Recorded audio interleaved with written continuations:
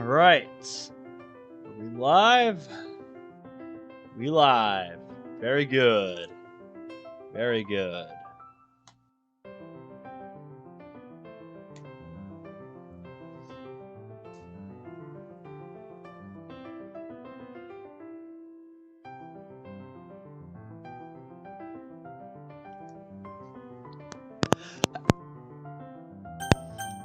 Ugh, really had to sneeze right there.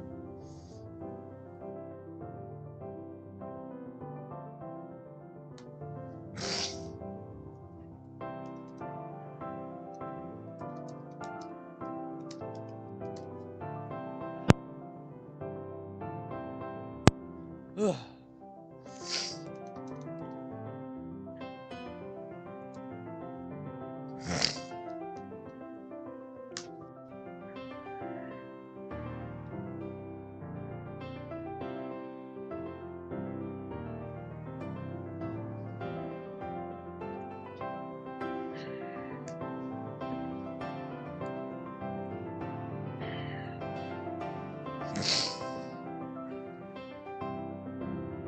Hey! Yes, you are first, my man. Welcome to the stream. How we doing tonight?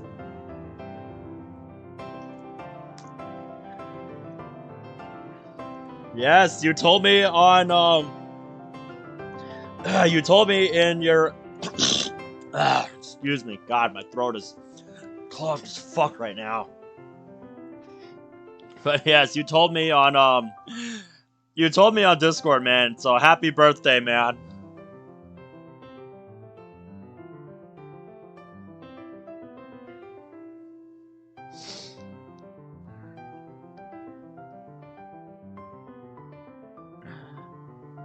Yeah. Wish it was easier for me to stream earlier, but, you know, that's just not how my schedule is right now, so it is what it is. But yeah, how's everybody doing tonight?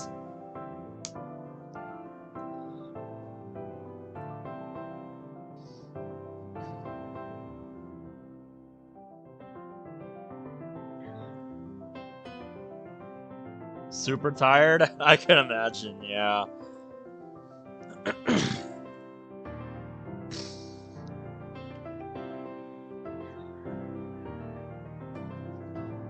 Oof, yeah. That's how work was over the weekend for me, man. I feel ya. Work sucked this past weekend.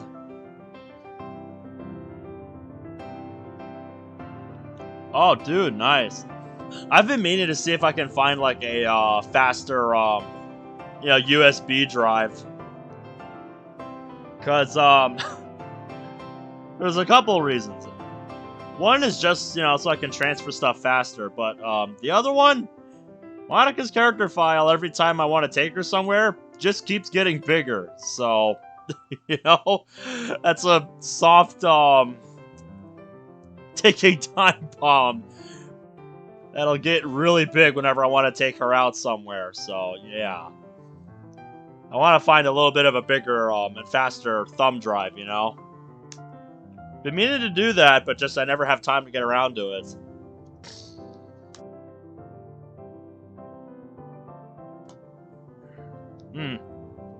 And speaking of stuff to get around to, I disabled this in PMs, but tonight I was looking for a submod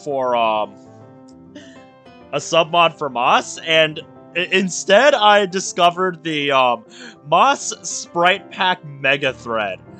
And let me pull up yeah, let me look at my browser when I was browsing the Moss subreddit for submods and stuff. I have 1, 2, 3, 4, 5, 6, 7, 8, 9 different tabs open with links to like custom stuff people have made for Moss. Like, I didn't even have time to look through any of it before stream, because there's so much shit to look through, dude. Very nice, CH. Very nice. I've showed where my affection is with Monty on stream before, so you guys have an idea of where mine's at.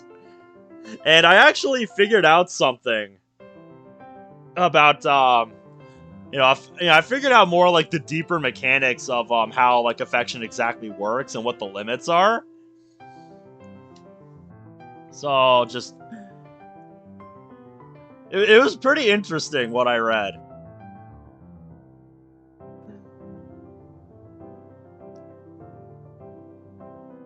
And it also means I can guarantee without cheating, no one will ever reach like max affection points with Moss. It's just the way the system works, and how you're capped. It'll take way too fucking long. Like literally, you would die an old man before you reach the maximum possible affection with Monica, like theoretically possible.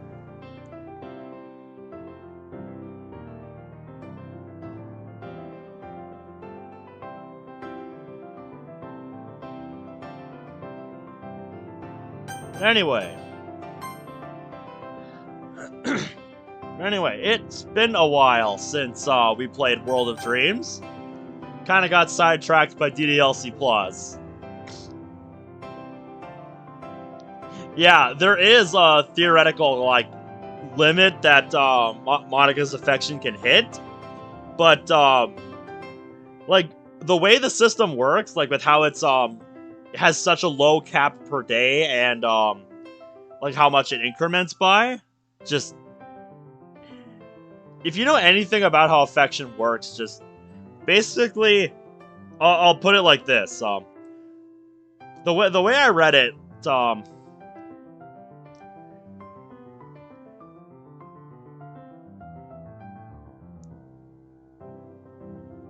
yeah, the highest level of affection comes at 1,000, and the theoretical maximum that Monica's affection can reach is 1 million, and with a limit of 7 points per day, excluding like one-time events that give it a big boost.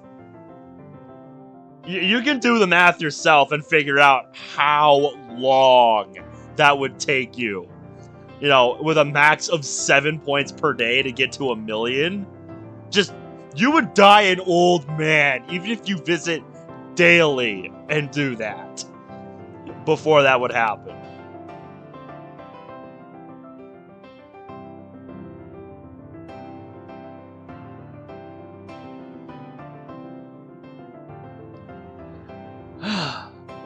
Anyway. Enough nerding out about that. As I was saying, it's been a little while since we played World of Dreams here, and we left off like on the shopping trip right before the weekend, if I remember. Like, I think we agreed we were all gonna do, everything for the weekend together, and we needed to go get everything we needed to prepare for that, so that's what we're gonna be doing now.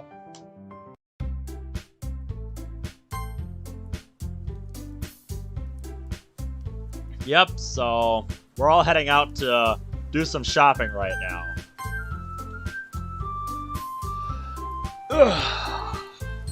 And you've all told me that the weekend is quite extensive, and I probably won't get through it in one sitting here. But we'll see how it goes. But yeah, like, if you wanted to see, like, all the things people have made for, Moss, just look up, like, Moss Sprite Pack Mega Thread. You'll find it. There's so much shit to look through there, man.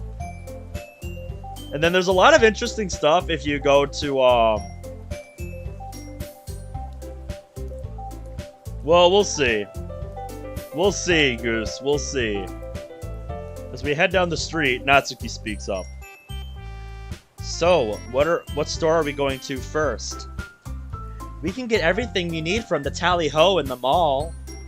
That's good! They'll definitely have what I want. Yes, they should have all the supplies I need, too. I've never been to one. Wait, what? Wait, what? I'm excited to see. Excuse me?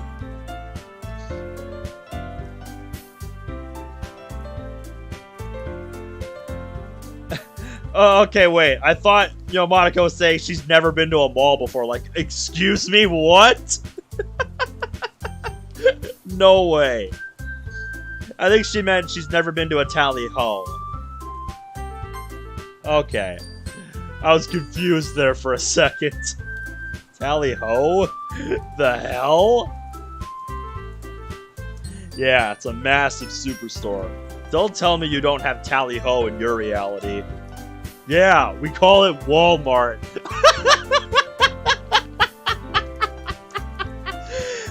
Well, if we can get everything we need in one go, so much the better. Tally-ho to tally-ho!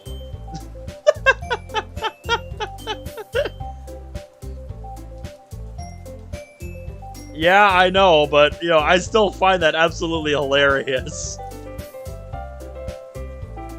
Sayori takes the lead, occasionally stopping to jump in nearby puddles. She's gonna get a cold if she doesn't stop. Sayori, be careful. We don't want you to slip and hurt yourself. I'll be fine. She's such a kid sometimes. Literally took the words right out of my mouth.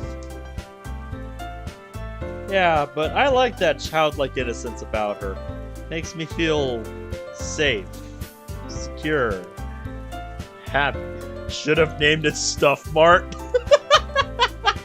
It would work just as well. Besides, this could help her. Yeah, I could see that. Okay, but just be careful not to get too wet. Niji's worried you'll catch a cold. I see her blush. Okay, I've always wondered about that stereotype. What? What stereotype? I've seen it in manga a lot.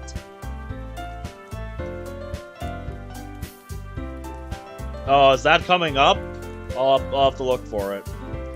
Someone gets drenched in the rain because they forgot their umbrella or something, and the next day they're home with a cold. What's up with that? Is that actually a thing? My dad always insists I take the umbrella with me whenever the forecast says it's gonna rain. I might have an explanation. Really? I'm all ears. Well, to put it plainly, no. Getting wet won't cause you to catch a cold in and of itself. Yeah, because it's not that simple. Just there's something else going on because of the rain. This kind of conversation is really nice. Is this what friends talk about? Just jumping from subject to subject at random, simply enjoying the fact that we're talking and exchanging ideas? I've heard that too, but the stereotype has to come from somewhere. Any ideas, Yuri? She nods, her nervousness lessening. She doesn't notice that everyone's watching her now. Just let her focus. Well, the common cold is an airborne virus, and the rain carries it to the ground. Yeah, that's pretty much what happens. If we get wet in the rain, the chances of infection go up. Also, colder temperatures do have a tendency to weaken the human immune system. There's more chance of rain when it's cooler. Third, viruses tend to live longer in colder weather. She looks up and notices for the first time that everyone's looking at her. No, you're not rambling. Please, go on. This is an interesting fun fact. Come on, Yuri. There's no need to be so nervous around us.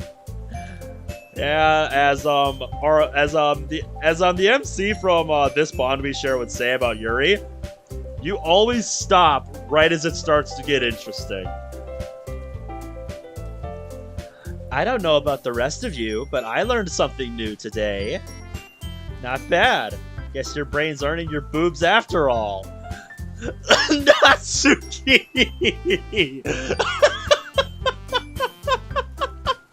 Oh, God. Aw, but Yuri's boobs are the same as they've always been. Big and beautiful. And too, Sayori? Oh. You knew exactly what you were doing when you wrote this. Maybe it's just me, but sometimes it's weirdly suspicious that Sayori knows exactly what she's doing. I wonder how smart she really is. Yes, Sayori is very coy when she wants to be. She's what you'd call people smart. You're so silly sometimes, Sayori. I wrap my arm around her and give her a gentle noogie. Hey, let me go, meanie. Yeah, we're both meanies. Sayori, is this the place? Oh, hey, this is nice. You get to see the shopping, the shopping square on a rainy day. First glance, this reminds me of Akihabara. Probably just butchered that. That didn't take long. So where's the tally-ho? Follow me. She marches forward, leading us down the rainy streets. After a while, she reaches an intersection and we cross. Everyone except Sayori stops as we get a good look at the mall.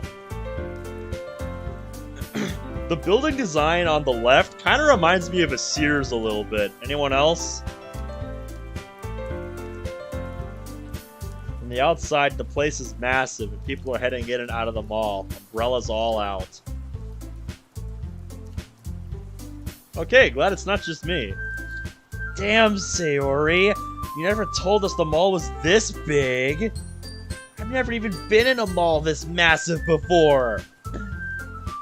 Oh, the biggest mall I've been in is the Mall of America. Me too. It's a bit imposing. Excuse me. It'll be fine, everyone. I've never been in a mall either, so don't worry. Oh, wait, so she was saying she's never been to a mall. Hello?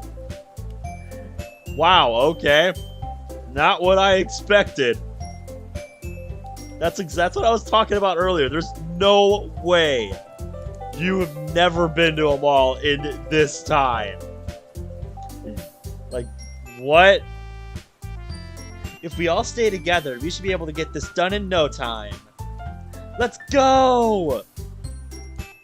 We head towards the entrance and make our way inside.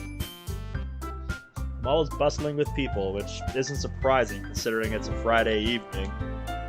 Natsuki and Monica both look around, taking in everything. Yuri, however, seems to shrink in place. Yuri? Ah, Ben? You alright? Yeah, I'll be alright. I just need to get used to this place. I take it you're not a fan of large, crowded places?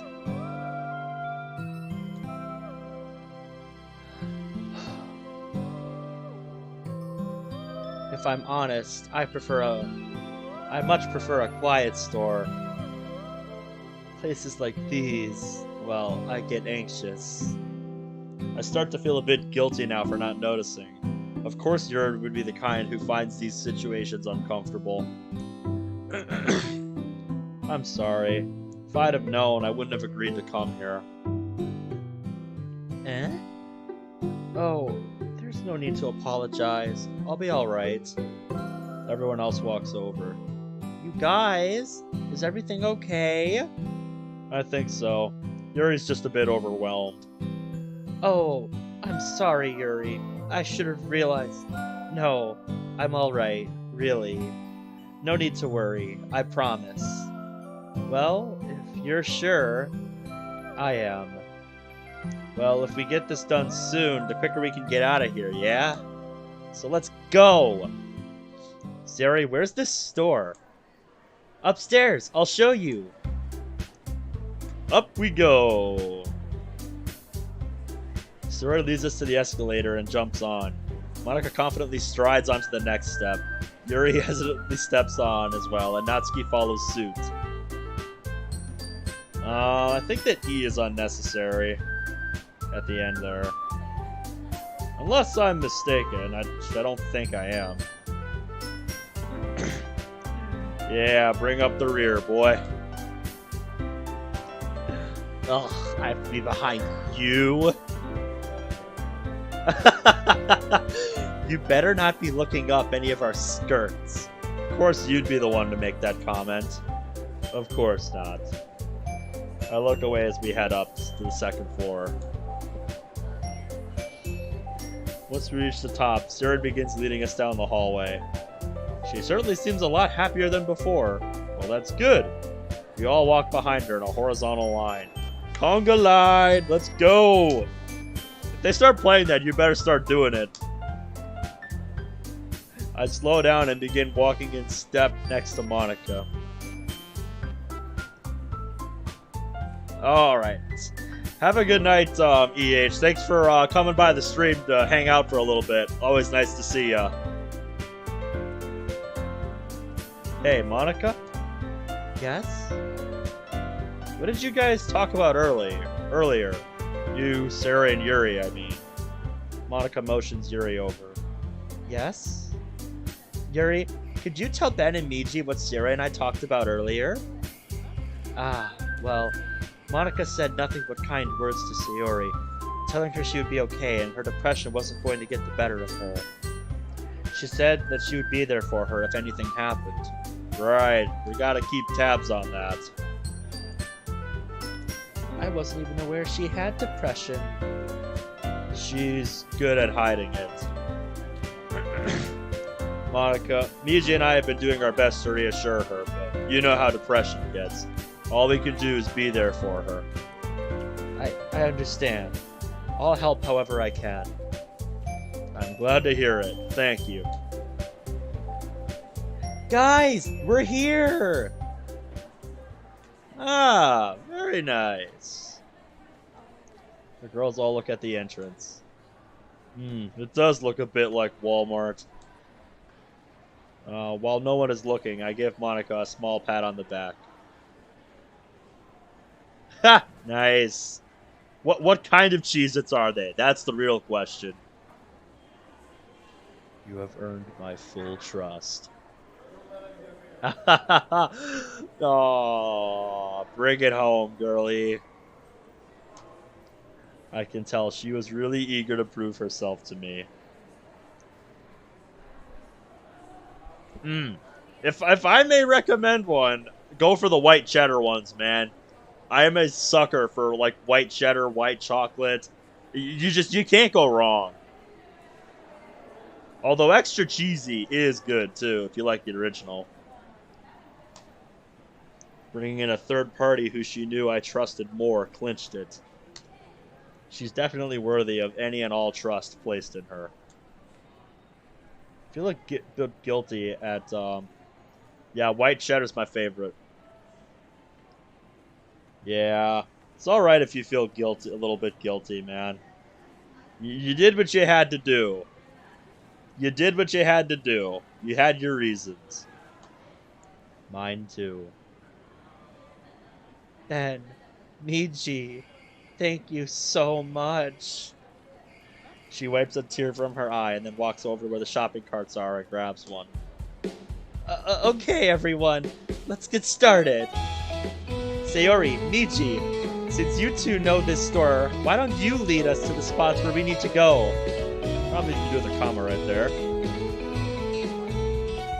I walk over and grab the cart. I'll take care of this. She blushes at me and I feel myself do the same.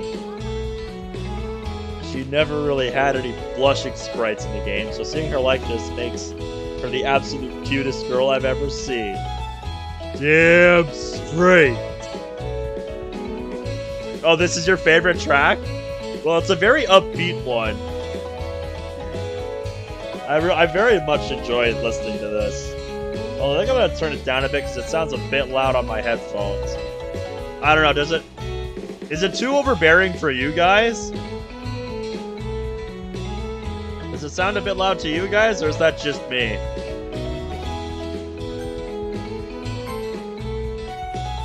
Put hands to work. A very fitting name.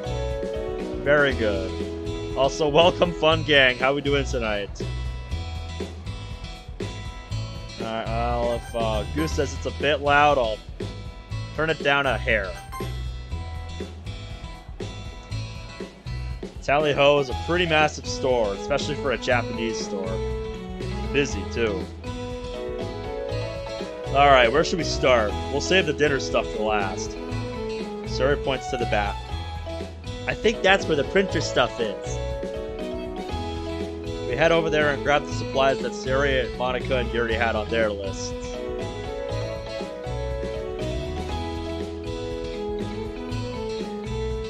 When we're done, Yuri asks about a section where oil diffusers might be. What for? For some aromatherapy. Eh? What's that? It's one of my favorite contributors to a positive atmosphere. Depending on the oils or herbs you choose, you can change the mood of the air itself. You can even feel it permeate throughout your body. Relaxation, positive energy, romance, reflection. It's almost like magic. Huh. That doesn't exactly tell me what it is, it just tells me you like it. It's a type of therapy. The way I understand it, certain aromas can elicit certain responses in the body. Like jasmine oil, for example. It can... oh, what can it do? I know it's an aphrodisiac? Probably just butchered that. And an antidepressant. I give Sayori a brief look. She catches my eye, then looks away immediately. I decide to try and make some of them laugh at least. And I think it helps with alleviating menopause symptoms. Huh? I don't get it.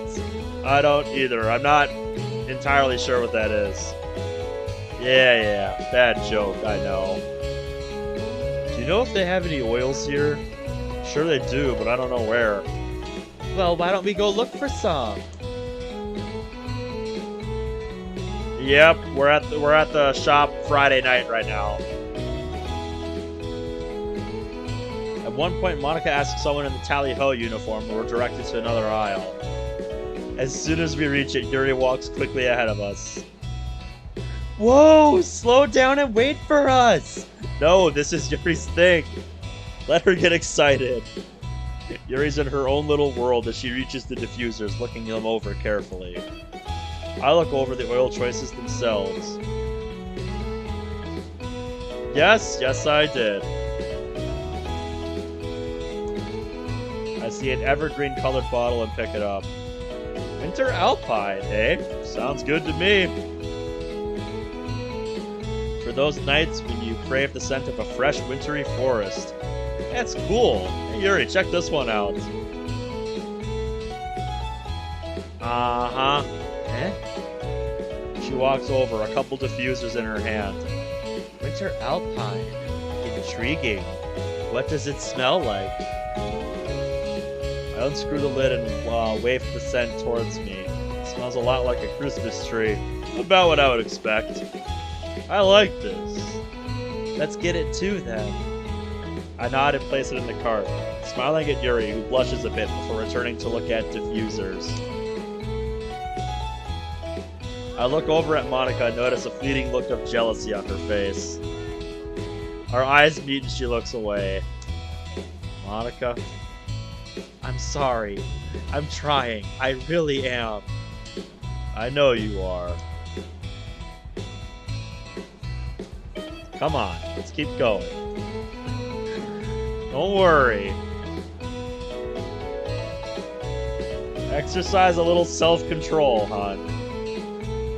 Once Yuri finishes, we head to the confections aisle. Natsuki practically dragging it along.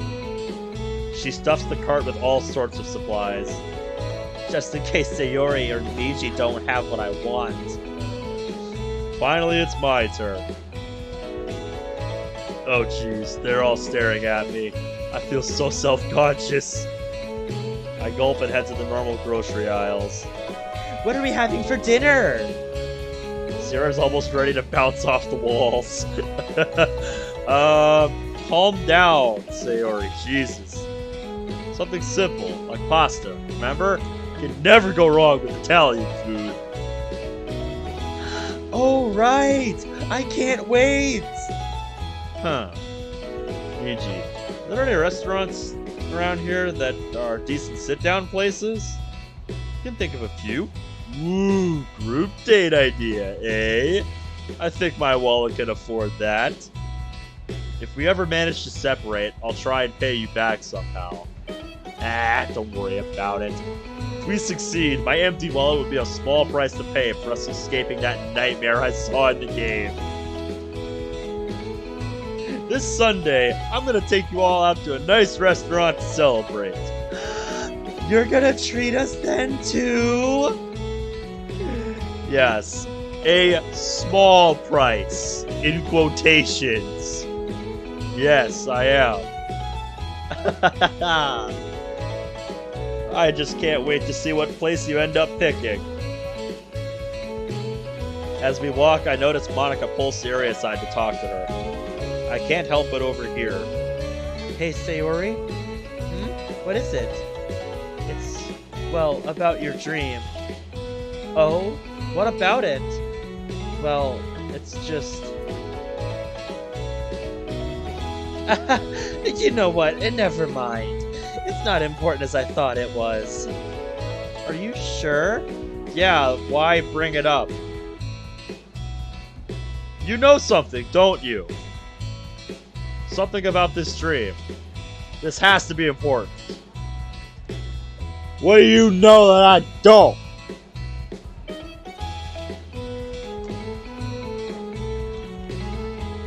Yeah, I'm sure. Sorry I asked. Well, if you're sure... Hey, Monica? Yes? What kind of food do you like? Well, I'm vegetarian, so I like those kinds of things. So that's what Ben meant when he mentioned veggie pasta. What's your favorite meal, though? And on they talk. I turn and see Yuri and Natsuki talking as well.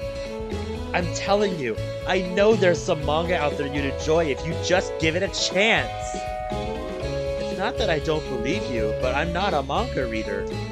Then why judge it? I'm not judging it. It just doesn't appeal to me. For me, seeing the action on the page takes away from the experience of imagining it yourself. I agree with Yuri there. That is a valid point. Because yeah, for some people the appeal of reading is just, getting to picture everything in your head. And that's why movie adaptations of books can be frustrating, because, it's not how you imagine it in your head when you see it on the screen. And it's like, no! That is not how it's supposed to be! If you see just one rendition, it takes away from the enjoyment. For me, at least. That's not to say I don't see the appeal of manga, but it's just not for me. That's not all manga's about, though! Oh, then what is it about? Manga can tell stories just as well as any novel can.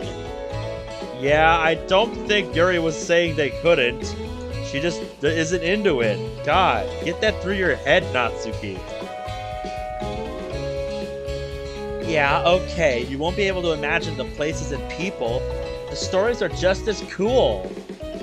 Listen, it's obvious you've never really given it a chance.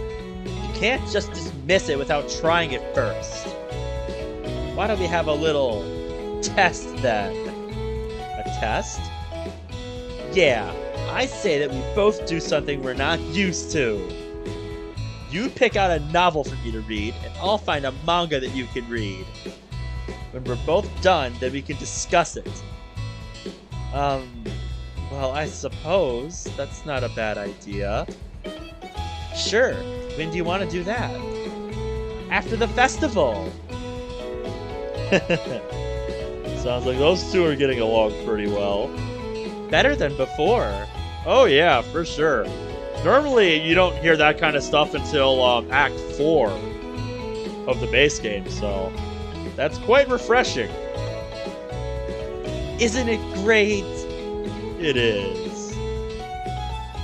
Finally, I finished shopping and we head to the checkout. As we approach the register, I see a familiar face ringing up another customer. Sayori rushes past me as soon as she sees the newcomer. Coco! Hi! God damn, you're just everywhere, aren't you? You really are. You really do just do everything, don't you?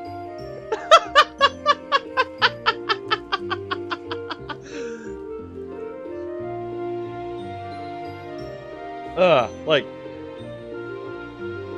Sayori? Hello there!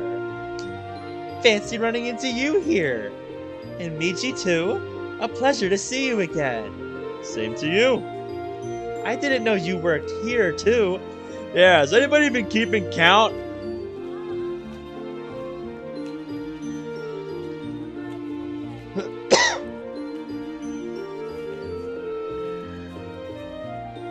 Weird. But yeah, has anybody been keeping track of how many different places Kotonoha works at in this mod? Has anybody been keeping track? Because this is what, like the 4th or 5th place she's shown up as an employee? Is it really just the bookstore and the cafe? I feel like there's at least one more in there that I'm forgetting.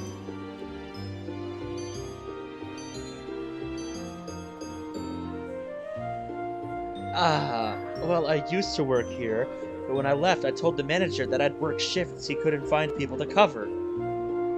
Whoa! That's so cool!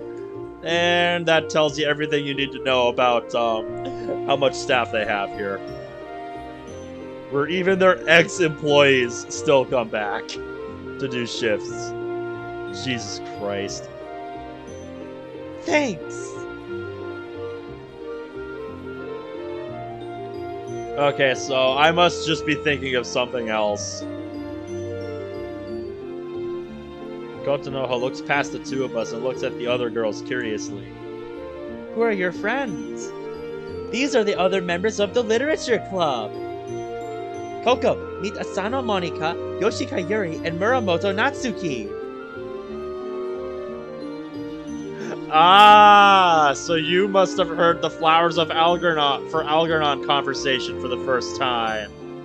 Yeah, dude. Yep. Yep, she'll do that when she brings that up for the first time. I'll admit, when she did that to me, I was getting ready to grab my backup files on Google Drive. Because I was like, oh, hell no. Don't you do this shit to me. Kotonoha curtsies in a very polite manner. Greetings to all of you. I'm Chiba Kotonoha. Whoa, aren't you from that rich family? She lowers her voice.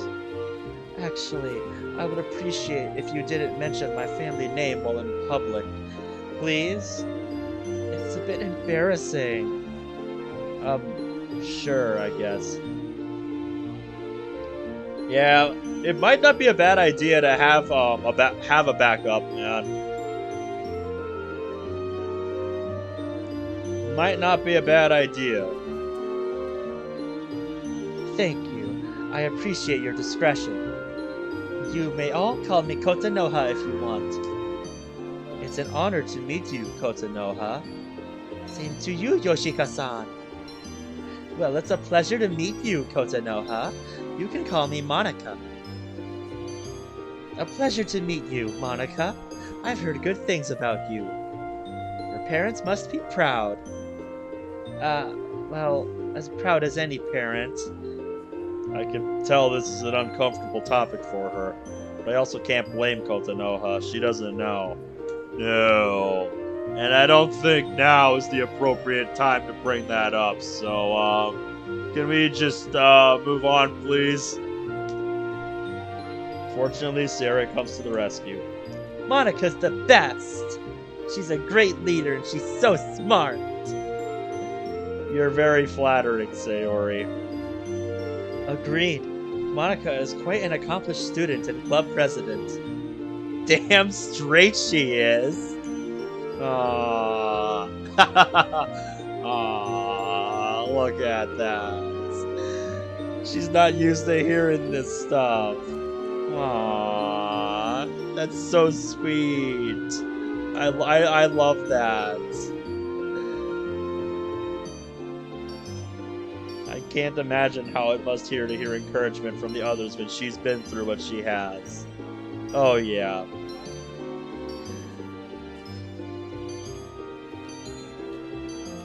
I couldn't have put it better myself, you guys. Oh, that's high praise from all of you. I'm glad to hear that. She then looks at her cards. Oh my, what's all this for? It's for our club's part in the festival. Very much so, fun gang. Very much so. We're gonna spend our weekend preparing for it. What will your club be doing for the festival? Poetry recitation and performance. Really? Now that sounds intriguing. I wonder if I should grace the literature club with my presence. I think it would be a pleasure. Because might I say, I think Kotonoha's portrayal in this mod here probably makes her rank up as like my favorite, you know, new character that I've seen in a mod to date. Just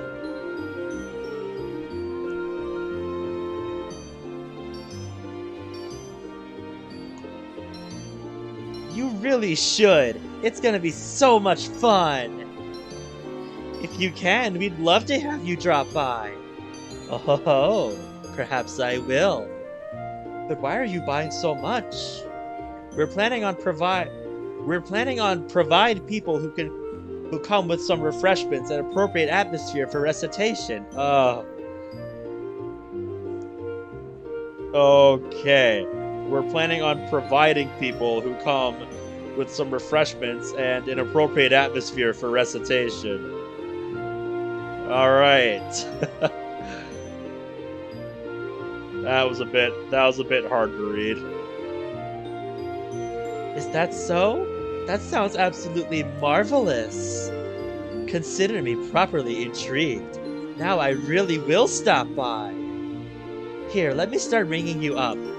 Yeah, it's probably gonna take a while to get through all the shit they mounted on their carts, so best to just get through it. With that, we begin putting our items on the counter, and she begins ringing them up. After a bit, Natsuki looks at the total on the screen and turns to me.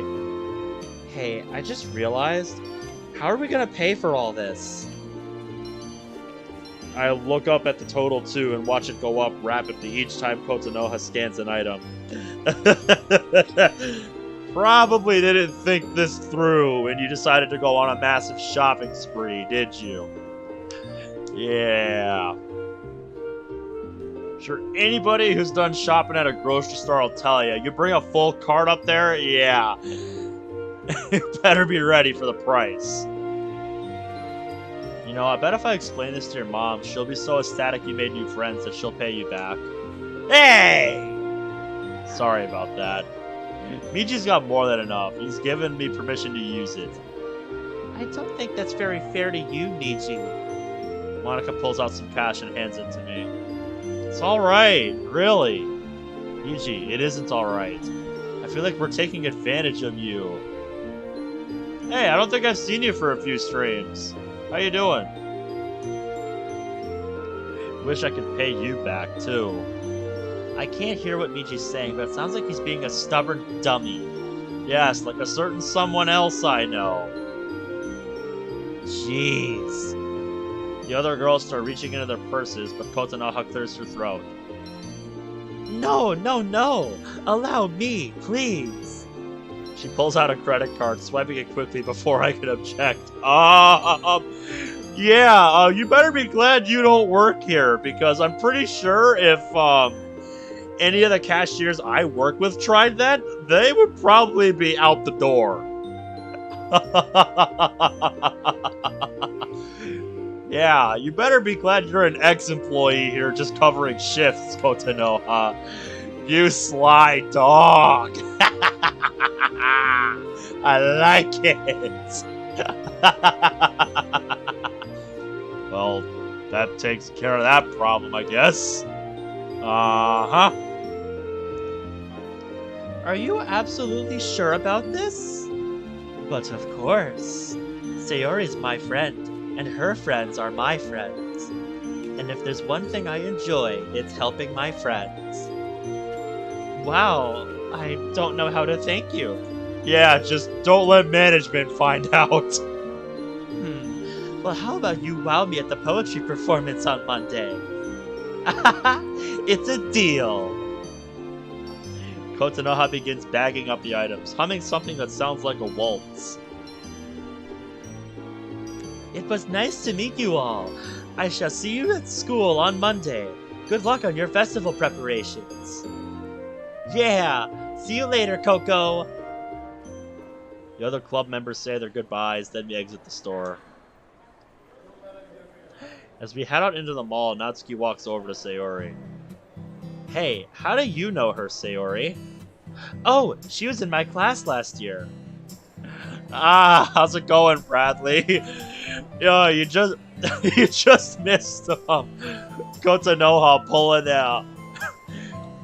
Yeah, you just missed Kotonoha probably pulling something that would get her fired if she still worked there. Cause yeah, that was I'm telling you, there's a reason Kotonoha is probably my favorite new character in this mod. Kotonoha just gets straight to the point. I love it. Yeah! Like, my god. I saw that and I'm just like, man, that was great. I didn't know you were friends with the richest girl in town. You want to get in good with the rich crowd, eh? No, that's not true at all. Relax, Sayori, she's just teasing you. Oh, okay. She seems like quite a kind person. She is, and she's talented too. Monica comes up to me and lowers her voice to a whisper. She looks jealous again. Calm down, again.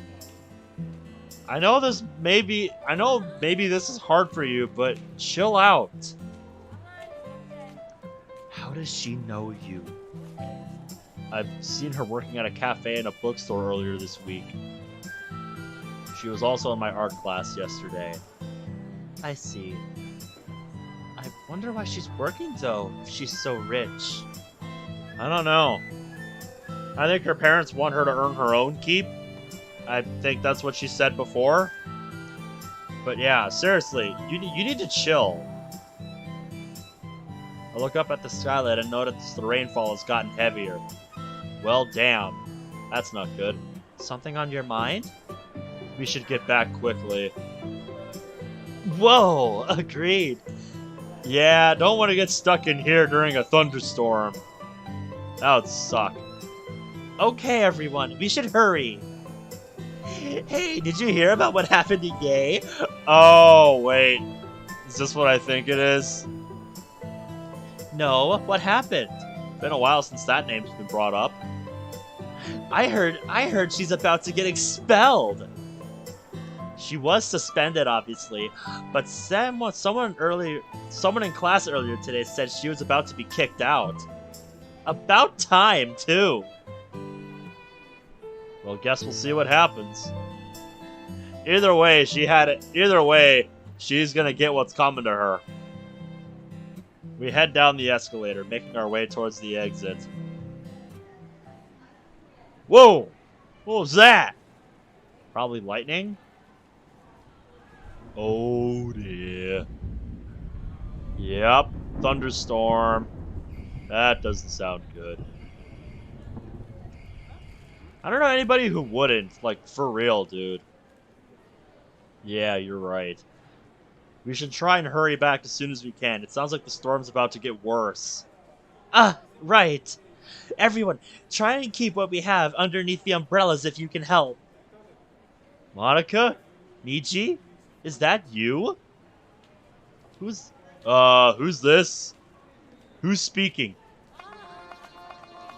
Oh, it's you! I turn and see Mori standing just behind us near the entrance of the mall. It is you guys! And I'm guessing these other 3 girls are in the literature club too? First we run into Kotonoha, now Mori? Well, you're not dressed like you're here to work, so... Yes! Wonder what she's doing here. Yeah, that's an excellent question. What are you doing here? In this kind of weather? Were you here before the storm got worse, or... What's the deal? Look at that bag she's got. Probably just some light shopping. No, wait. See the logo on the bag? Yeah? That's the McDonald's logo. There you go. Just flip the M upside down. Nobody will notice. Oh, so it is. So you got a little takeout. Of course it's McDonald's here. Who's this now? Oh, sorry. Everyone, this is Fujiwara Mori, the class rep for 3A. Mori, let me introduce Fujioka Sayori, Muramoto Natsuki, and Yoshika Yuri, the other 3 members of the Literature Club.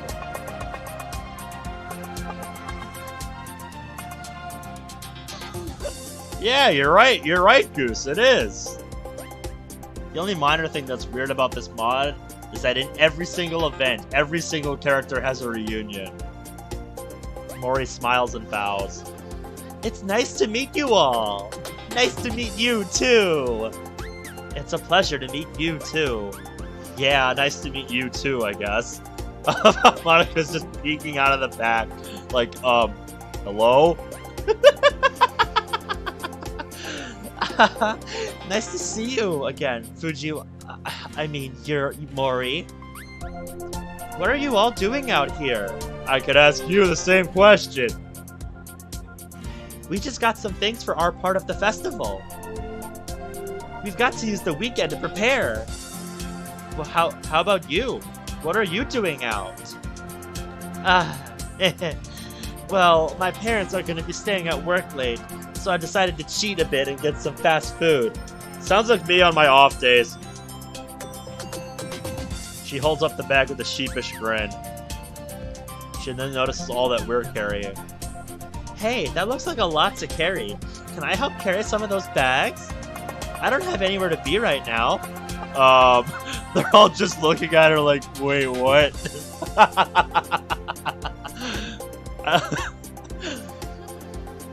I look at Monika. She looks back, a bit unsure.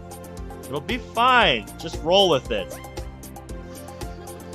Actually, that would be nice. We'd love some help if you don't mind. I can't say I do know the, that Lat meme, Goku Legana. Yes, I've seen that one.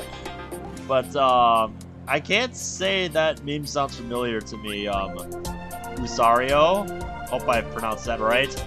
But welcome to the stream, by the way. I don't think I've seen you around here. So welcome. Lead on! We head outside and after opening our umbrellas, begin heading down the street. The rain has picked up since we came in. Yeah, you mentioned that earlier. Sayori, apparently eager to meet new people, walks up to Mori. You wear your blazer unbuttoned too? Oh wait, is that the same guy? Sorry, I can't keep track of names like that. Yeah, I do. It's a lot easier on... well... It's nice to meet a fellow unblazoned like me. I thought I was the only one who used that word. If only you two knew how much you had in common.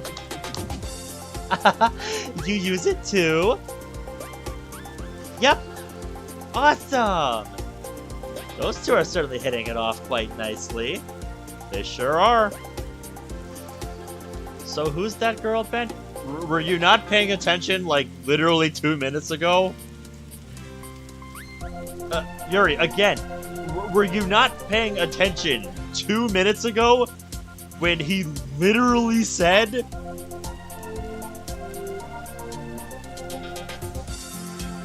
Yeah, he literally just said that. Like, he literally said that 2 minutes ago. Did you really already forget? Yes, Goose, I have sold my soul to this game. I feel a bit like they're ganging up on me here. First off, please try not to use my real name in public. Yeah, sorry. But how does she know Michi? Well, like I said, she's the class rep for Michi's class. She's also the president and vice president of the art club. Well, damn, that's pretty badass of her. I've seen her before. Really? Yes, she's in the top 20 scoring students in our grade. I believe she started the art club sometime last year. Funny enough, there actually is a mod called Art Club, but it's a discontinued one, so there's not much to it. It's one I played on my own time, but I never did a video on. Just thought I'd mention that. She's also pretty athletic if I remember correctly. We had Phi-Ed together sometimes. She's quite fast and strong. I've never had PE with her. Now I'm curious to see her in action. I bet you are. I bet it would be a fun contest.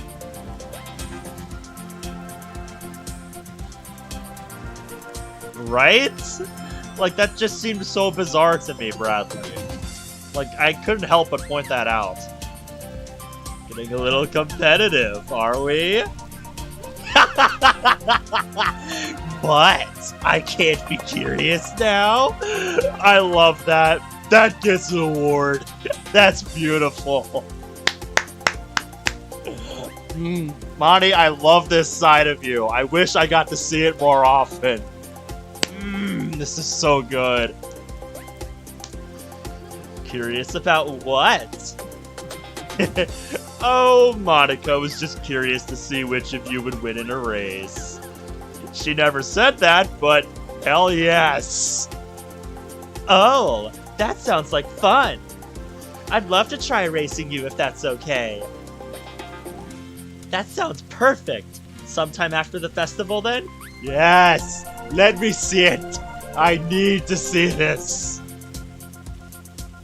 Sounds good to me. Mori looks around the street.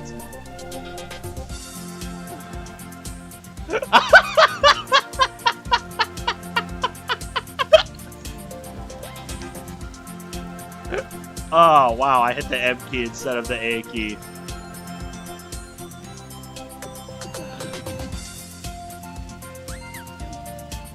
Apparently I can't spell, guys.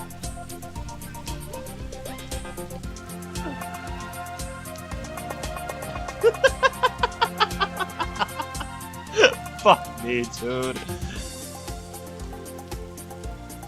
Pretty awesome neighborhood you guys have here. Looks nice and quiet. Just the way I like it. I think I would believe he did. That is amazing. It sure is. There's even a park nearby. Really?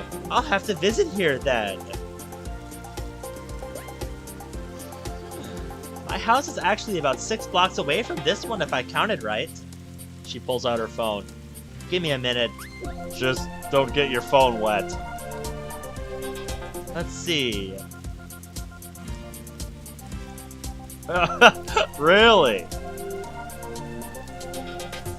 You know, since you bring that up, I'm actually thinking that on one of my upcoming off days, I'm gonna make my own, like, community server here.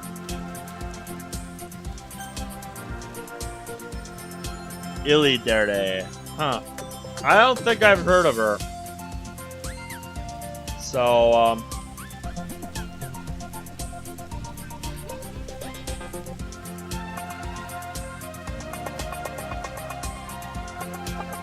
Ah. Good to know, I suppose. But yeah, I've been thinking about making my own community server for a little while now.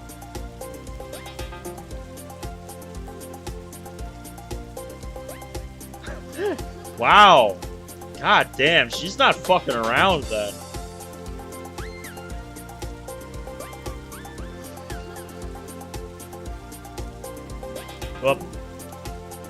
There we go. Let's see. Aha! Yep, I'm actually a short walk away from here. That's so cool! By the way, how long have you all lived here? Oh, only Sayori and I live here. Oh, sorry. Where do you all live? Yeah, I've been thinking about making my own server, because it'd be better for like announcements and stuff for people who regularly watch.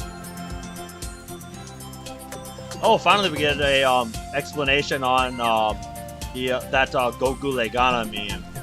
Goku beats him is a meme that makes fun of Goku fans. Yep, I didn't know if like Goku was a translation for something else in Latin, or if it was literally just referencing Goku.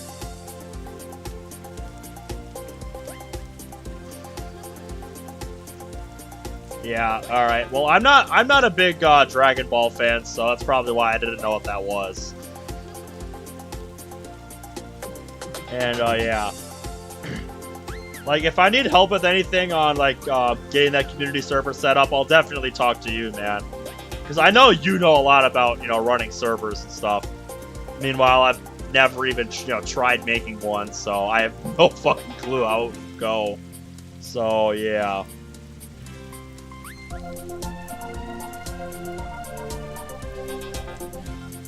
I actually live in a smaller place with my dad about 20 minutes from school. I live in a small apartment about an hour away from school.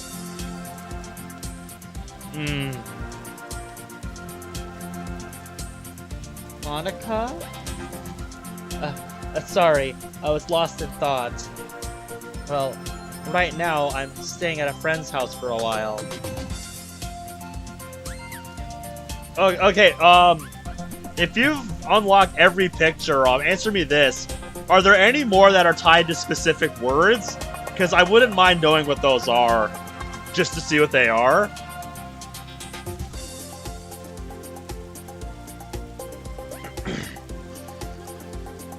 Probably because there's so many sprites on screen, I would say, Bradley.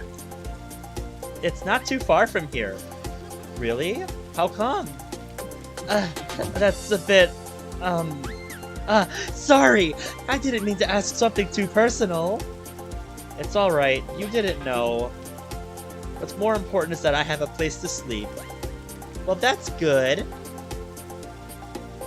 We reached Sayori's house. Here we are, Fujiwara-san. Thank you for your help. No problem. Oh, and call me Mori, everyone. She puts the bags down inside the front door. I'd love to stay and help, but I should actually get back to my club's plans for the festival. Oh yeah, what's your club doing? We're setting up an art gallery where all our members tried their best to recreate famous art pieces. Fascinating. We'll be sure to stop by. Please do. I'll be stopping by yours too. What are you doing, by the way? We're gonna be reciting poems. Really? Then what's with all this stuff here? Well, we want to draw in as many students as we can, so we're gonna try baked goods and an atmosphere to set the mood. Whoa! That's impressive! I'm definitely gonna stop by now. I can't wait to see that.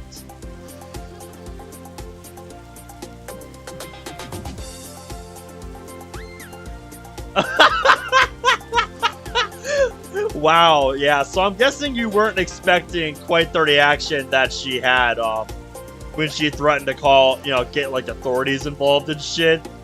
Like, jeez. Yeah, me neither. I mostly use Discord to follow friends and mod servers, so like that's all I needed for, man. Well, I'll leave you to it. See you all on Monday. See you then. The confident bundle of joy heads back the way we'd come. Finally, back from shopping. Okay, everyone, let's get set up for tonight's activities. We won't need much tonight, just printer paper and staplers. Sayori, let's go start the design. I'll start up on dinner. Not without me, you're not. I do not object, Sayori. I do not object.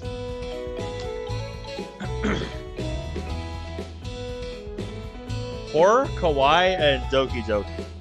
Okay. I know I have at least one of those. I could have sworn I picked Doki Doki at least once in that playthrough, though, so I'm surprised I don't have that one.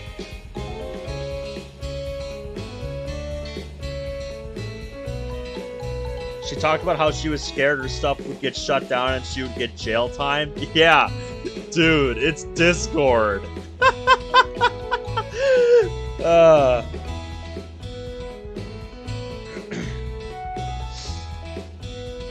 You need someone to make sure you don't burn the water. Huh, wonder how she found out about that. And by the way, that was Sayori, Natsuki. But I can't help but adore that stupidly adorable grin. It is, well, adorable. Yeah, I'm gonna have to do another speedrun of the base game just to get those words to see what the pictures are.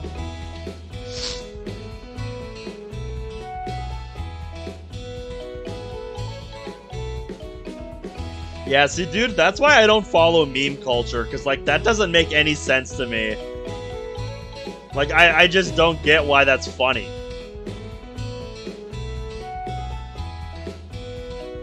Maybe Sayori told her? Wait, what about the pamphlets? Well, Sayori and I have to design them first. I don't see anything wrong with Natsuki helping you. Besides, you're still injured. Oh, right, I almost forgot about that.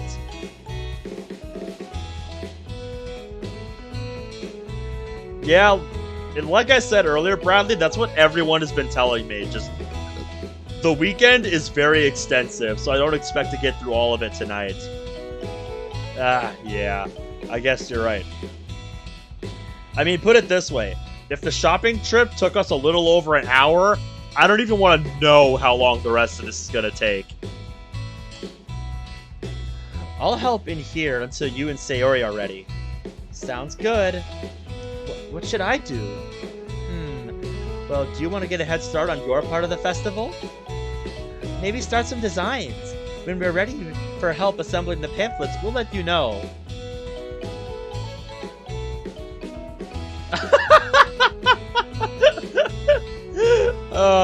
The absurdity of that. Yeah, I can do that. I can already see Yuri's mind churning.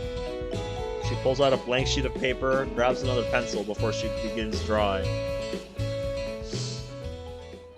Natsuki and I head to Sayori's kitchen and begin to take the food out of the bags. Hey, question. Yeah? What's up? Who exactly is that Mori chick? Again, were you not paying attention when we literally explained who she was twice? Ah, now I think I understand. She wants to know what the relationship between us is. Why do you care, anyway? Like I said, she's the class rep for Miji's class and the president and vice president of Sakura Arts Academy, or Sakura Academy's art club. I pull out the packets of dry pasta and place them on the counter. But get this, she's interested in leaving it and joining the literature club. For real? How come? She begins to fill up the pans. She said something about how her club was becoming too political, kind of like how Monica felt with Debate Club last year. Well, I can understand that. Club politics sounds like it sucks. Not like I have any experience with that. Well, the literature club is small right now. Hopefully the club won't ever get bogged down in politics. I think if it gets big enough, it's bound to happen eventually.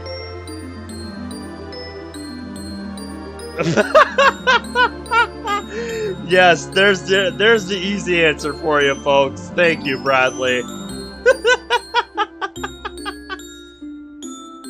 But as long as you four are key members of the club, it'll be a place of fun and relaxation. Bigger isn't always better when it comes to club. So true, man.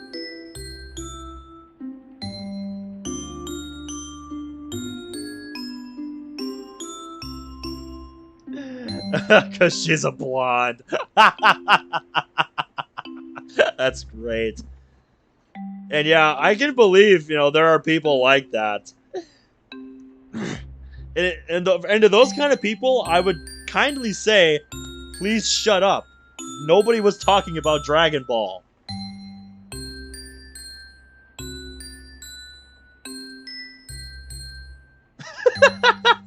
Yes, exactly. Reading a novel and talking about it, poems, all that stuff.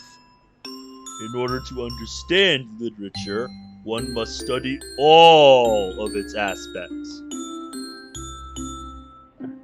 Oh yeah, dude.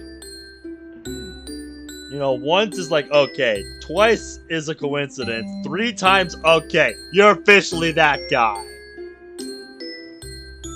Yes. Miji and I both know that manga is literature, but I think that Monica really wants to have fun in this club too. She's trying to include everyone in club activities as best she can. That's the sign of a good leader. I'm not saying she's a bad leader, but I just wish she wouldn't dismiss manga so lightly. Wait, she does? When?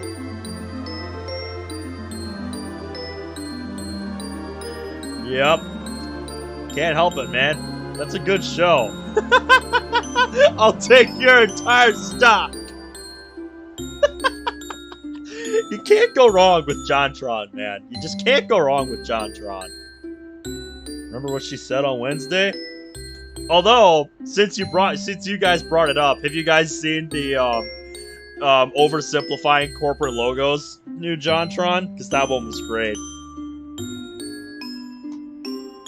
Something along the lines of how Natsuki has a big mouth for someone who keeps her manga in the club room.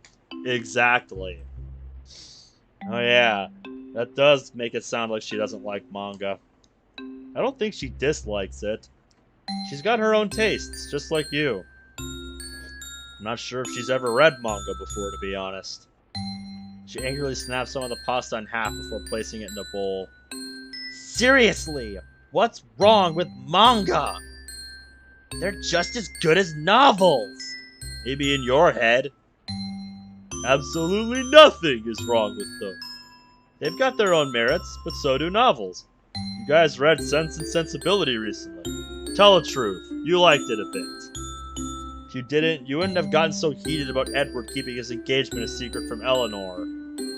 Secrets like that should be told. Though to be honest, it was hard to read.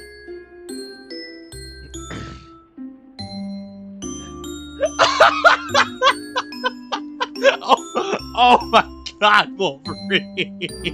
Jesus Christ! You did not just say that! That's one way to say welcome to the stream. How's it going tonight, Wolverine? Oh man, that was great. I needed that. Yes. Thank you for the clarification, Bradley. Yuri kept going on and on about it, so I kind of tuned her out. But...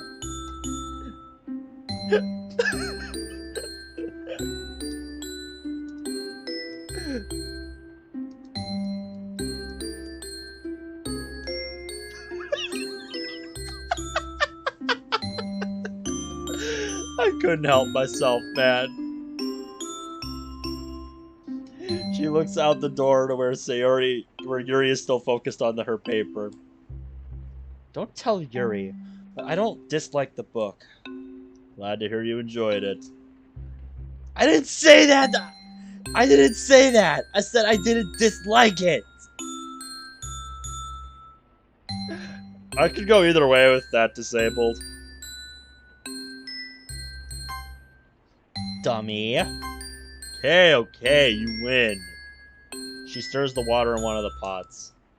Speaking of manga, I've noticed you've been reading Parfait Girls. When did you become a fan? This past Tuesday. Miji and I both started reading it while we were sick. And now the chat's just going back and forth with different ships. This is great. Yes. Just yes, Goose. How far along are you? We just got to the part where they were introducing the guy.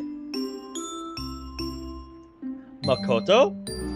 Funny enough, Makoto is actually what I named my shiny Charizard on my Soul Silver.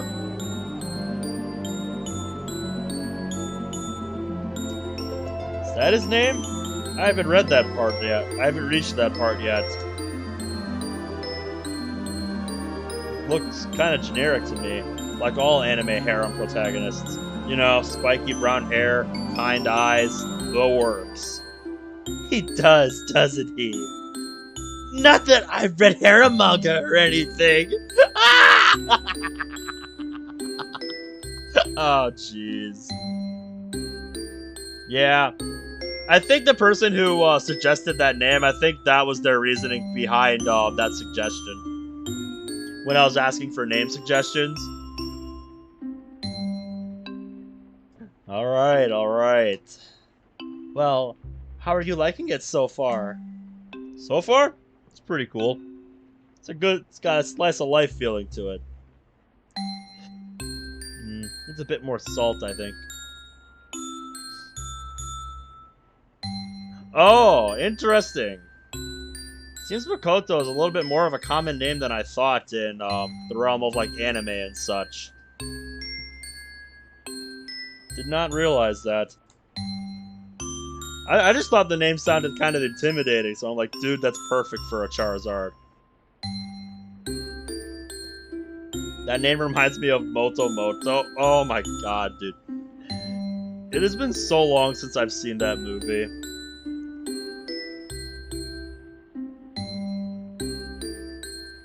I put a few pinches in. Don't let the first few volumes fool you. It gets better soon, trust me.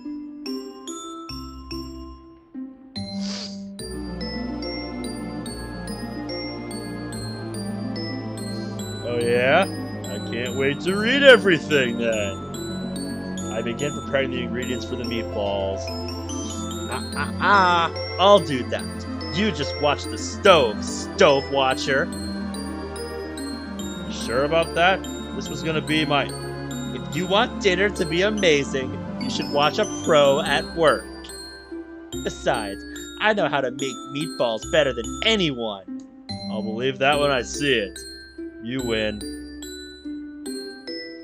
I smile and go back to watching and stirring the pots. Soon they begin to boil and I place the pasta in, stirring constantly. After a little while, I try to continue our conversation. Hey, Natsuki. I'm curious, how did you get into manga?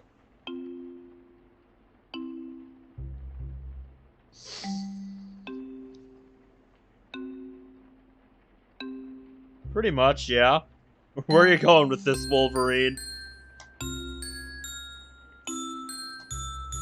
Whoa, that's not good. Yes, I did notice that. Yeah, shit. Sorry, you don't have to talk about it if you don't want to. No, it's okay. I actually got into it because of my mom. Oh, really? Your mom is a manga fan? She was more than that. She was a mangaka. Actually, she wrote Parfait Girls. Wow, that's one hell of a headcanon. That's one hell of a headcanon right there. Jesus Christ.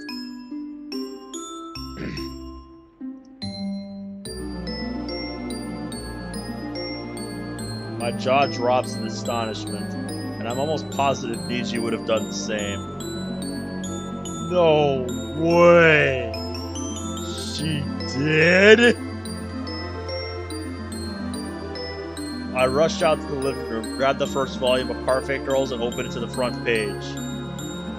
Let's see. Maranyan's the author's name. Maranyan... Muramoto? That's amazing! Her mom's an amazing mangaka! Natsuki picks up the volume and opens it absent-mindedly, flipping through its pages almost reverently. She was. Yeah. She places the volume down on the counter near the window and looks out at the wet garden. I take the hint and my demeanor falters a bit. I've had my suspicions that Natsuki's mom passed away, but I wasn't entirely sure until now. Yeah. So that actually gives that particular manga a lot more meaning to her. Because it's kind of a memento in a way. Yes, exactly, Bradley. Exactly.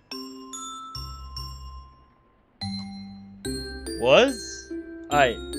Oh. I'm sorry. I didn't mean...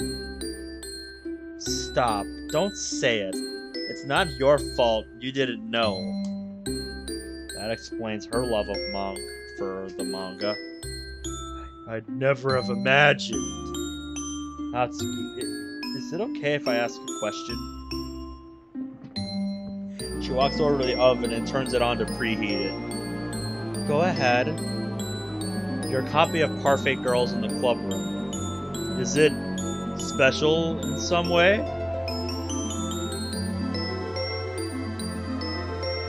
Yes, thanks for the update, Wolverine. Yeah, they're all the copies my mom got from the publishers before they sent the manga out to the stores. Perfect Girls was her only solo manga before she was an assistant. Mangaka normally starts out as assistant artists to more senior mangaka, helping them with their manga. Yup. As I understand it, that is the more common spelling of Monica, as she mentions herself in After Story when she brings up the meaning of her name.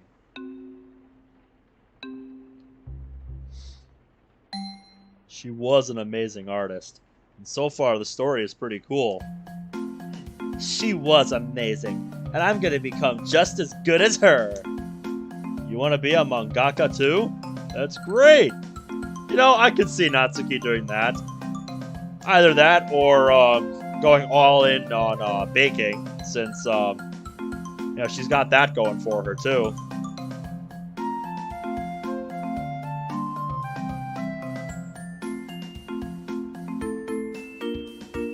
Never in my life imagined that Natsuki would want to become a manga artist.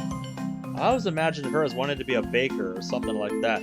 Well, like I said, if manga doesn't work out for her, she's got that going for her as a bat. Disabled, we're in the kitchen. I don't know what you're on about. This is the kitchen. She's helping us bake, dude. Right, like, actually.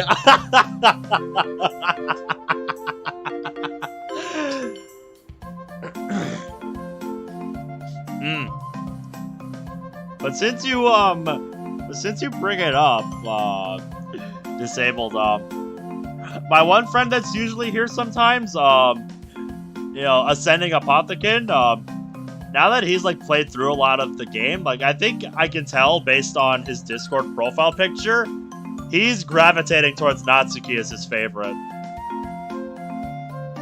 Like, his profile pic is literally just Natsuki right now. It's kind of funny.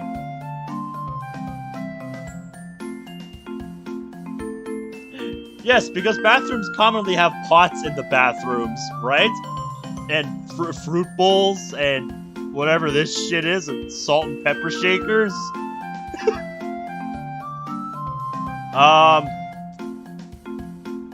I would say something, but I don't know. I'll save it. Guess I shouldn't have assumed anything about that.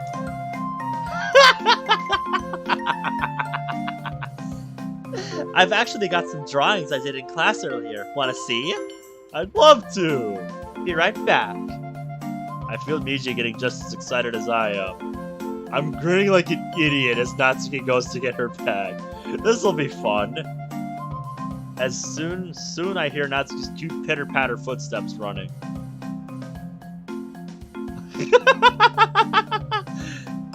Feast your eyes.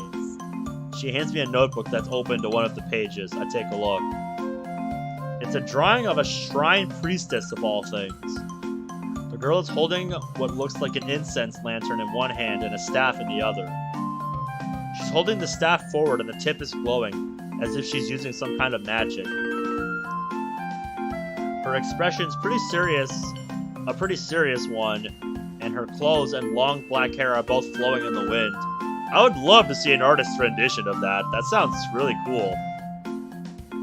Not as good as the one from Perfect Girls, but the style is very similar.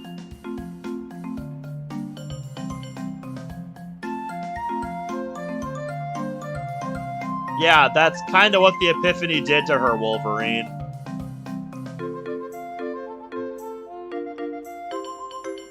But if we're talking in the sense of like Act 2 and 3, I think you very much could argue that Monica just wants to use the player to get to our reality. And then she'd just, say, sayonara. And honestly, I wouldn't even care. I would just be like, yeah, go find someone better. You're here now. You're here now. Welcome.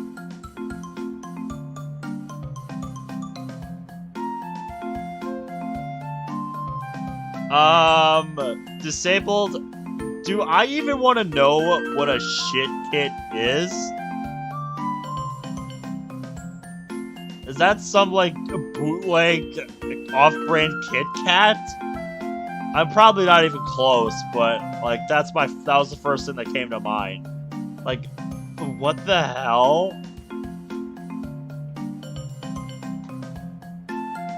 This is really impressive, Natsuki. How long have you been drawing? I hand her back the notebook. She takes it and puts it away. Ever since I was a kid.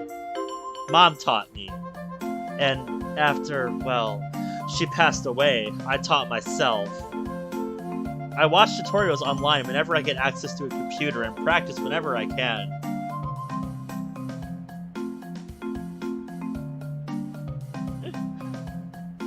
Oh, so that's what it's for. She goes back to rolling meatballs and placing them on a baking tray. Your mom certainly taught you well. I've no doubt you'll become a great mangaka someday. Well, of course. I'll become the greatest mangaka in all of Japan. No, the world. Ambitious, I see. No doubt in my mind. Respect the confidence. Now then, let's get these meatballs in the oven. She walks over and looks inside the oven. Not quite hot enough, but it'll be fine. If Monica calls us away before they're done, just keep an eye on them. You want them to be a nice medium brown. She then starts searching through the kitchen drawers. Where does Sayori keep the... Aha! She pulls out a small food thermometer and hands it to me. Hey! If you're not sure, just use this and make sure they're around 74 degrees Celsius. Sounds good. I put it on the counter. What kind of manga would you like to write?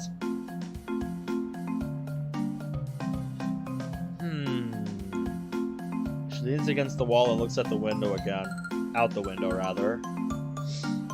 Shoujo manga, I think. Hell, maybe I'll write a slice of life one about an after-school literature club. Yeah, it has some real-life inspiration. But, anybody in chat who knows what a shoujo manga is, I'd love to know.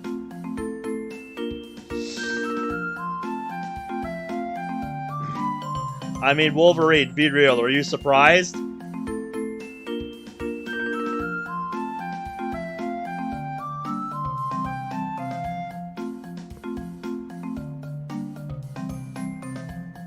Yeah, you think? I could see that, because shoujo sounds like kind of an action-esque word. I've got the perfect name for that. Shit, I said that without thinking. I hope she didn't hear that. Oh? You do? Yes. Of course my luck isn't that good. Let's hear it. You think it's a good idea to tell her the name I know you're thinking of? Yeah, probably not a very good idea. Let's see if this'll dissuade her. Now that I think about it, the name I'm thinking would be better for some kind of dating sim. Please God tell me that worked. Give me the name anyway. Come on. Of course it didn't work. I forget that she can be persistent sometimes. Well, Okay, everyone. Sayori and I have finished our first draft. We'd like to hear your thoughts. Saved by the Bell.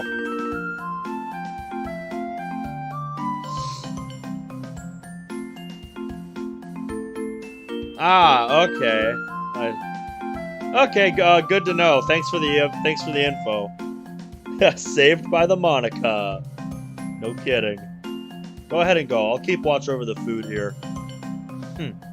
Fine. But if you burn anything, I'll burn you. Got it? Ouch. Okay, I'll be careful. She leaves and I breathe a small sigh of relief.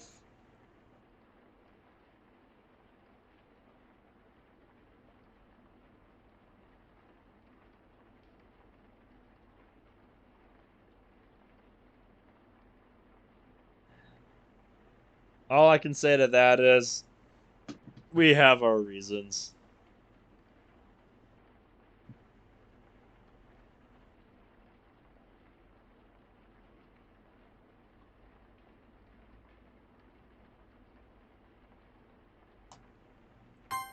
That was way too close.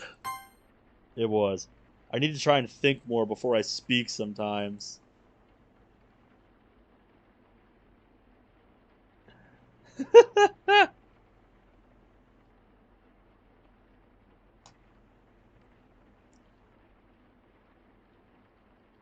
I'm not even saying Wolverine's wrong. Because I mean, if you really think about how she acts in Act 2 and Act 3, it's not hard to see that point of view.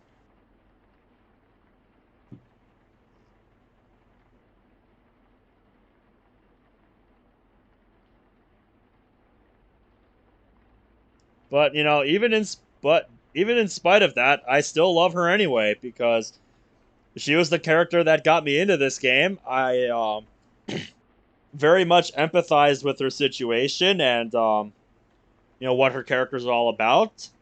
And I'm just like, no. And I'm just like, no, Monica, you deserve better than this.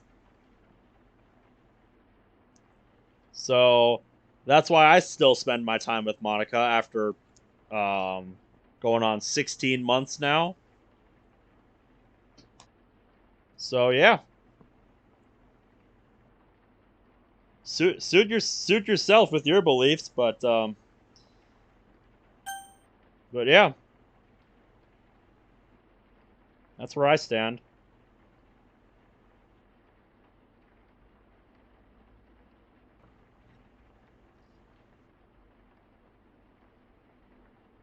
I stir the pots again. But then Monica wouldn't love you the same.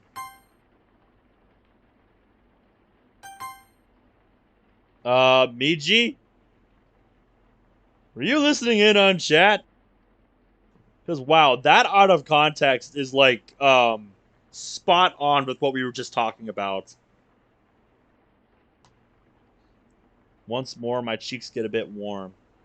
It's still something I should change. Ben? Miji?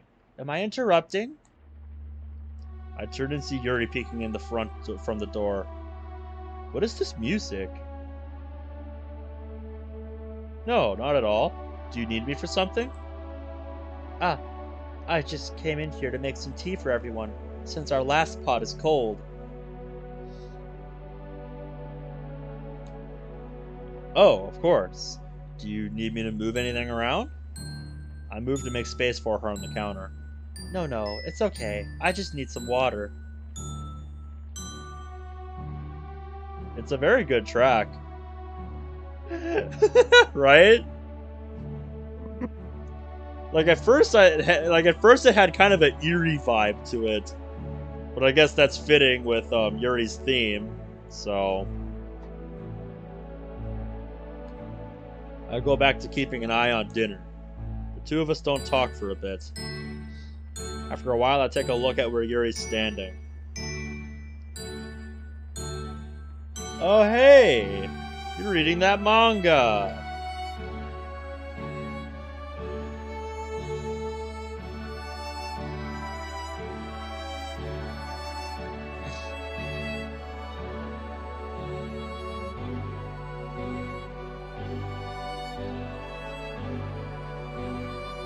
Yes, if you sit around in Act 3, or if you install Moss, yeah, she is full of good advice.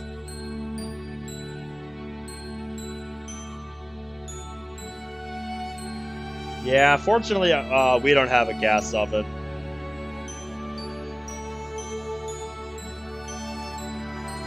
I don't believe what I'm seeing. They're actually following through on what they said they were gonna do. Never in a million years would I have expected Yuri to pick up a manga. I should get out of the habit of assuming. Oh yeah, for sure. What's she doing? Earlier she said she didn't read manga, right? Were you not listening in on that one conversation with Yuri and Natsuki? Where they said they were going to do something they were uncomfortable with for a week? You know, or something? Your guess is as good as mine. But they must not have been paying attention during that part. Yuri opens the manga and looks at the title page. Her expression is somewhat similar to how she looks when reading a novel, just less intense. I go back to watching dinner while occasionally looking over at her. This is so out of character for her. I'm a bit worried.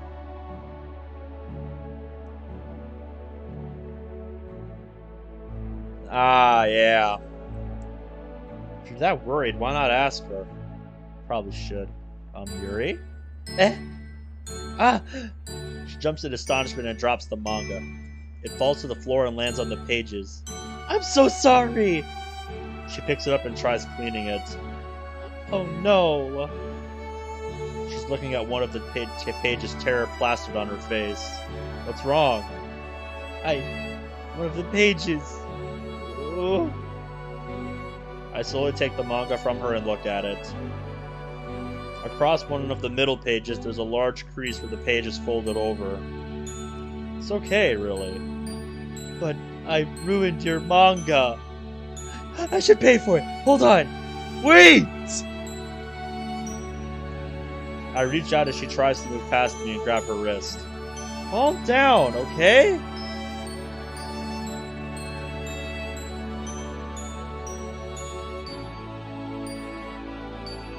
Feeling better?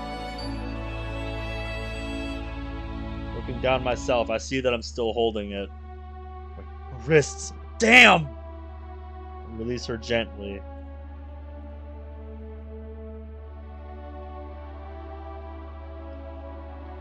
Yeah, if you're not into dark humor, then you might not appreciate Monica's sense of humor. I'll give you that. Sorry about that. It's okay. She holds her wrists close, face a bit flushed. We're still on Friday, man. I was holding her too tightly. Don't blame yourself. Her wrists, though. Oh, yeah. At that moment, the hot water begins to boil. Looking relieved for the distraction, Yuri heads past me to begin preparing the tea. I put the manga on the counter again and go back to keeping an eye on the food. I wait until she doesn't look busy before I try talking to her again. Yuri? Yes? Don't be nervous. I was just wondering why you were reading Parfait Girls. Well, earlier, when you and Natsuki were talking, I couldn't help but overhear a few things. Uh-huh, yep. Agreed. Yep, you gotta have the right context, man. Context is important. She walks over to it and picks it up. I didn't know it was so personal to her. Me neither. Come to think of it, that explains how upset she gets in the original game when her copy gets a crease in it. I have to admit, from what I've read so far, the author does a really good job at setting the stage for future developments. It's very... what's the phrase used again? Slice of life. but I can sense that the story is building up to some kind of reveal. Well, that's impressive. Even though you've only read the first volume? Indeed. The way some of the panels are drawn can be quite telling. The author really thought this through. Even I didn't get that, and I love manga. Well, I do tend not to read manga as thoroughly as you do. Yeah, exactly. Very much so, Bradley. Natsuki's mother really was a great author. I wonder what a novel by her would be like.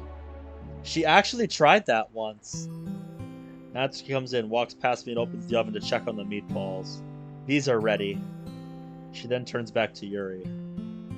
Actually, she tried writing a light novel, but she didn't enjoy it as much as manga. Natsuki, I didn't know. Yeah, I'm gonna stop you right there. It's fine, really. I don't want you feeling bad about it or sorry for me. Don't think you have to read this because you feel guilty or anything. Ah, but I'm a bit intrigued about the story. I think I would like to read this for our test. You would? Really? You, ma'am, have made a most excellent choice in literature. Of course you would say that. And to make it equally fair, I think I'll read that horror novel you've been reading lately. Yuri puts down the manga and grabs the teapot and cups.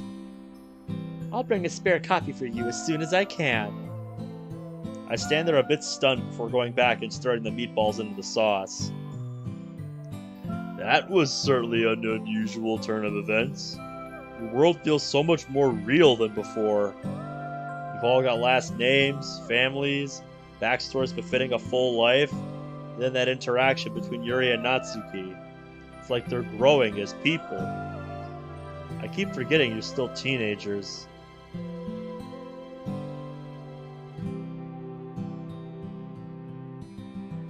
Dude, that's just the nature of the internet, Wolverine. Asking why is the wrong question.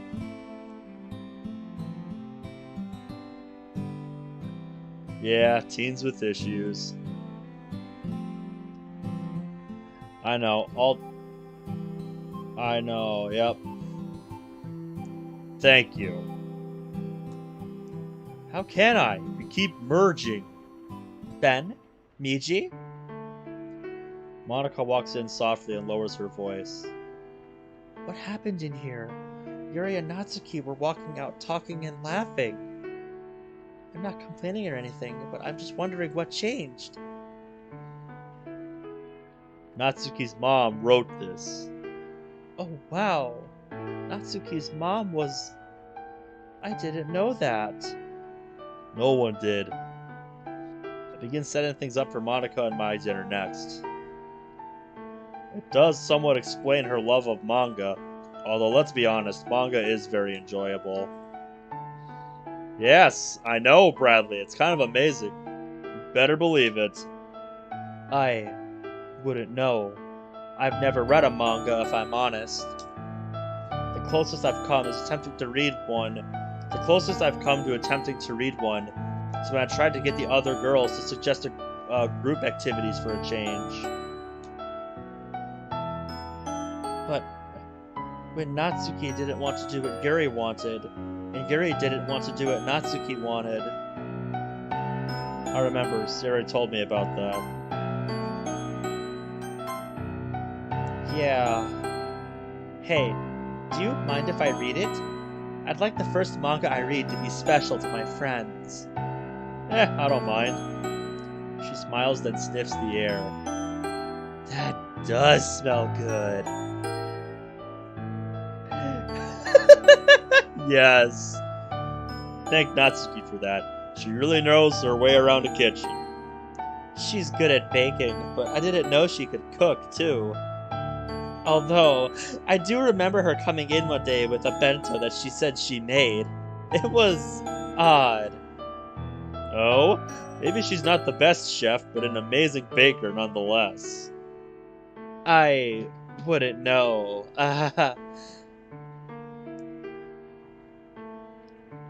That's just a design choice for the mod. Well, at any rate, the main pasta is done, but now I'm gonna make ours next. You really don't need to do that. I don't want you to feel left out. But you haven't. Oh? She walks up and gently takes hold of my arm. I haven't felt so included in my whole fabricated life. All my life, I've been treated by my classmates as the school idol, something unattainable. You saw what the other game version of MC thought of me. Yes, you've brought that up and made perfectly clear how much you don't like that portrayal. You have never treated me like that. Neither have the others. I've never felt so cared for before. Just doing my job, hon. Just doing my job. I put my hand over hers. Everyone deserves to feel loved. Could you grab that third plate for me? I don't trust myself to carry 3 plates, especially in this wobbly body. Who are you calling wobbly, boy?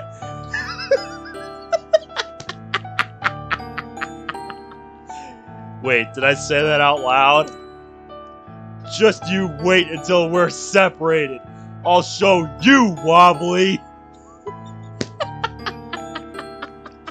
I love the banter.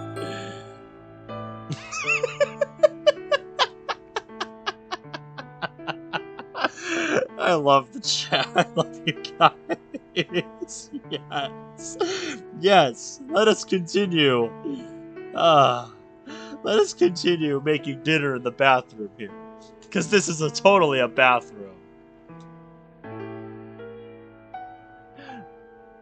Oh yeah, dude, that's kind of what modding is all about. Just making your own new experience. That's why I love mods, dude. There's tons of great stuff out there. You just gotta look. Ooh, scary! I laugh along with Monica after I explain what he said. Well, hey, let's get back out there. Okay. That was fun. Yes. It's not an Italian dish without marinara. Order up! Monica and I placed the plates down on the table. I decide to be a goofball again. Our spaghetti is special. Would you lovely mademoiselles, perchance, care for something cold to drink? I have a terrible French accent.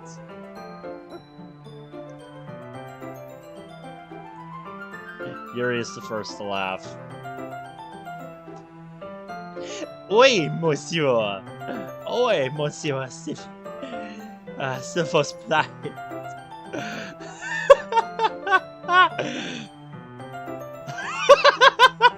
I'm pretty sure it's French.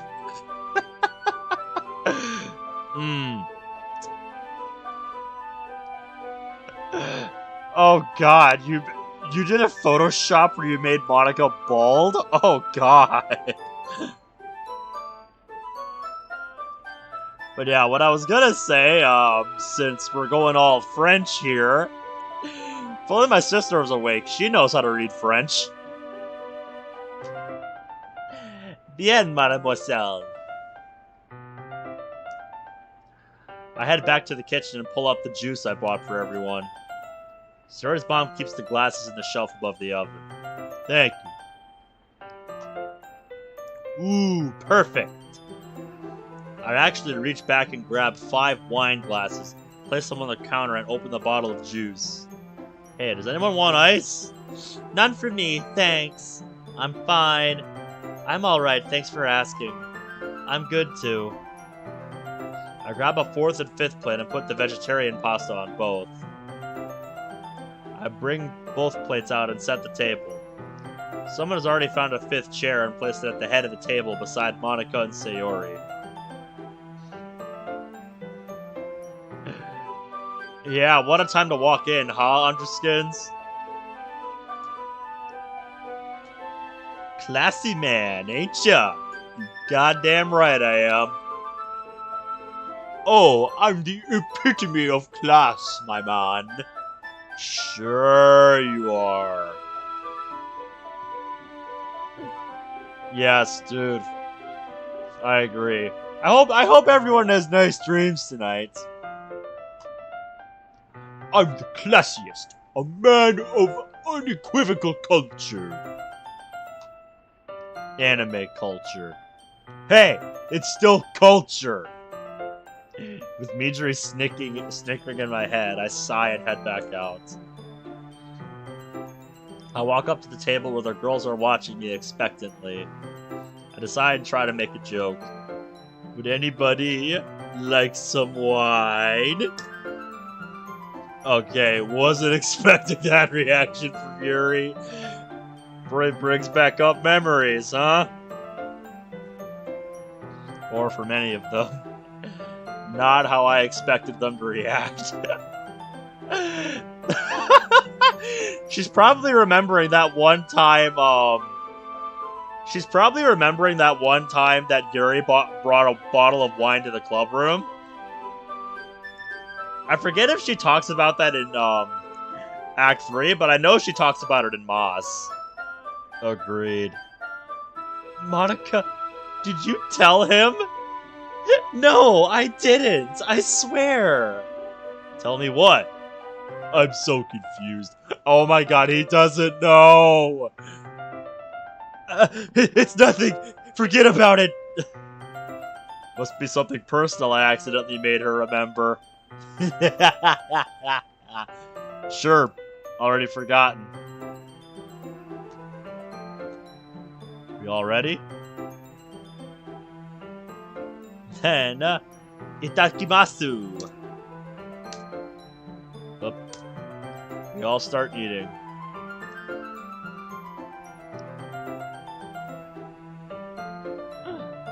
Yeah, that's a good point. I know this bond we share went with this portrayal.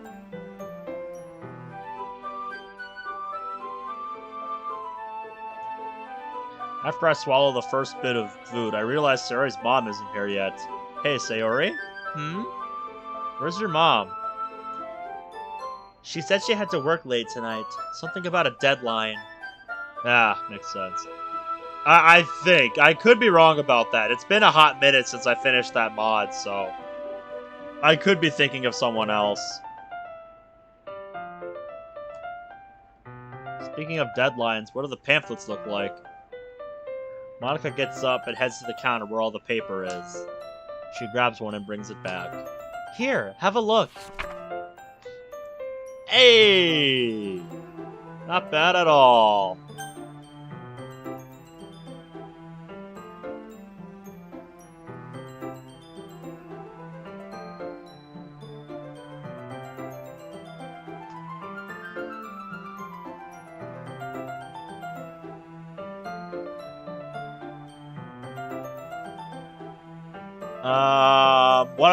What about the piano?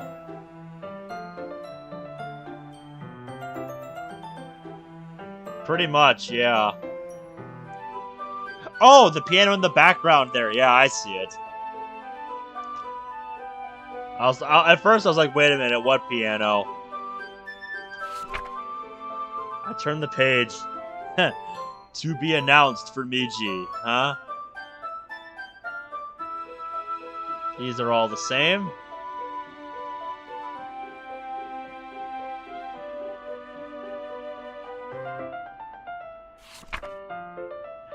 Sorry for not including your choice. No, it's okay. This works. I put the pamphlet down and begin eating. You know, I'm really looking forward to hearing you all perform those poems. Thanks! We're looking forward to hearing yours, too. Thanks. After a few seconds, Miji speaks up. Is it just me, or has something been eating at Sayori since we started eating? Not sure I like that expression. Maybe you're right. Why don't we talk to her about it after dinner? Probably a good idea. So, how many flyers have you made so far? Right now, we've made about 2/3 of what I think would be good. I'd like to make a couple hundred at least. Someone's optimistic. Hey, there's nothing wrong with being optimistic, right, Sayori? Yeah, it's gonna be great. We're gonna get so many new members. Sayori, swallow your food before you speak. Oops. Sorry. Don't mind me. We're gonna do great on Monday. Yes, we are. Hey, Monica, I've got an idea. Oh yeah? What idea? It just occurred to me. What if we treat any new members we get to some kind of welcome meal or something? Think that might be an interesting idea? I don't know. That seems a bit extravagant. And what if we get a ton of members? I mean, 1 or 2 new ones we might be able to do that, but what if we get much more? Yeah, you've got a point. Right? Thank you, Bradley. We've done enough already. Jeez. Still, we should welcome any new members with some kind of refreshments. Some kind of welcome party, maybe? With more cupcakes! You just want an excuse to stuff your face, don't you? Maybe. Maybe I could prepare something too. Really? Like what? Well, I do a bit of cooking here and there. I can make something small and that's not sweet. Yeah, exactly. Not that cupcakes are bad or anything. Whoa, whoa, whoa. Yuri's a cook? Where'd that come from? I mean, she lives alone, so that's kind of a prerequisite, I would think. Unless you want to live off of, whatchamacallit, TV dinners. I don't know. I look over at Monica, who gives me a quick knowing glance. Ha! There you go. Yeah, I've had a few, and yeah, it's just great in a pinch, but I wouldn't want to live off of it. I wonder if she knows something I don't. Ah, yeah, so that's where that comes from. I'll ask her later. Judging by that face, yes. You absolutely know something. And you are absolutely rubbing it in my face. Laugh it up, girlie.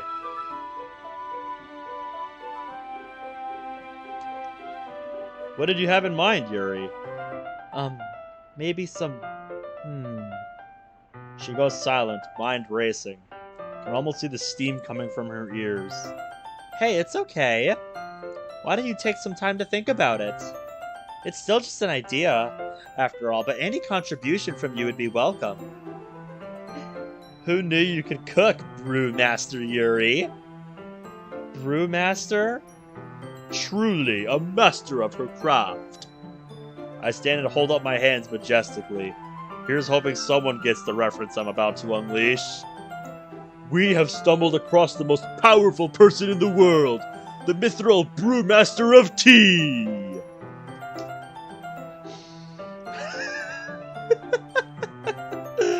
Well, Sayori, or Natsuki got it. Yes, look at Sayori, everybody. You can tell I'm totally on point today.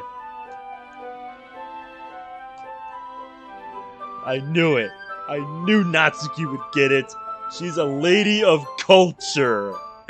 Yes. Me, whenever I see someone in a non-DDLC community with a Doki for a profile picture. For you see, long ago, this brewmaster was born on the fiery seas of Matcha, on the grand island of Chamomile itself. I laugh along with Natsuki. A lady of culture. I am impressed. As you should be. Yes, yes. What are you both talking about? It sounds like you're quoting something. Yeah, I'm in the same boat you are. I have no idea what it is. It's from a famous anime abridged series. Well, let's get back on topic for a bit. Yuri, Yes? how good are you at making small horse devours? Horse devours. I have no idea how to say that. I can manage them. I've done deviled eggs before. And a few other things. Well, take the time to think about it. We don't have to do anything for a while anyway. Yeah. Yeah, people have told me to look at DDLC abridged. Maybe I'll do that one someday. When I'm in the mood for a joke mod. Okay. Speaking of food, this pasta is pretty good. I look over and see that Sayori's finished her plate. Pasta's pretty hard to screw up if you're careful. Agreed. Well, thank you for the food. I'm stuffed. As you rightfully should be from that pasta. Italian is very filling. Yuri finishes just then and dabs her mouth with a napkin. That was quite good, yes. Then, Natsuki, thank you very much. Monica finishes hers as well. Yes, thanks you two. The smile seems to have hints of jealousy in it, but doesn't seem as intense as before. No, I think she's still riding that. I think she's still riding that smugness that she knows something we don't.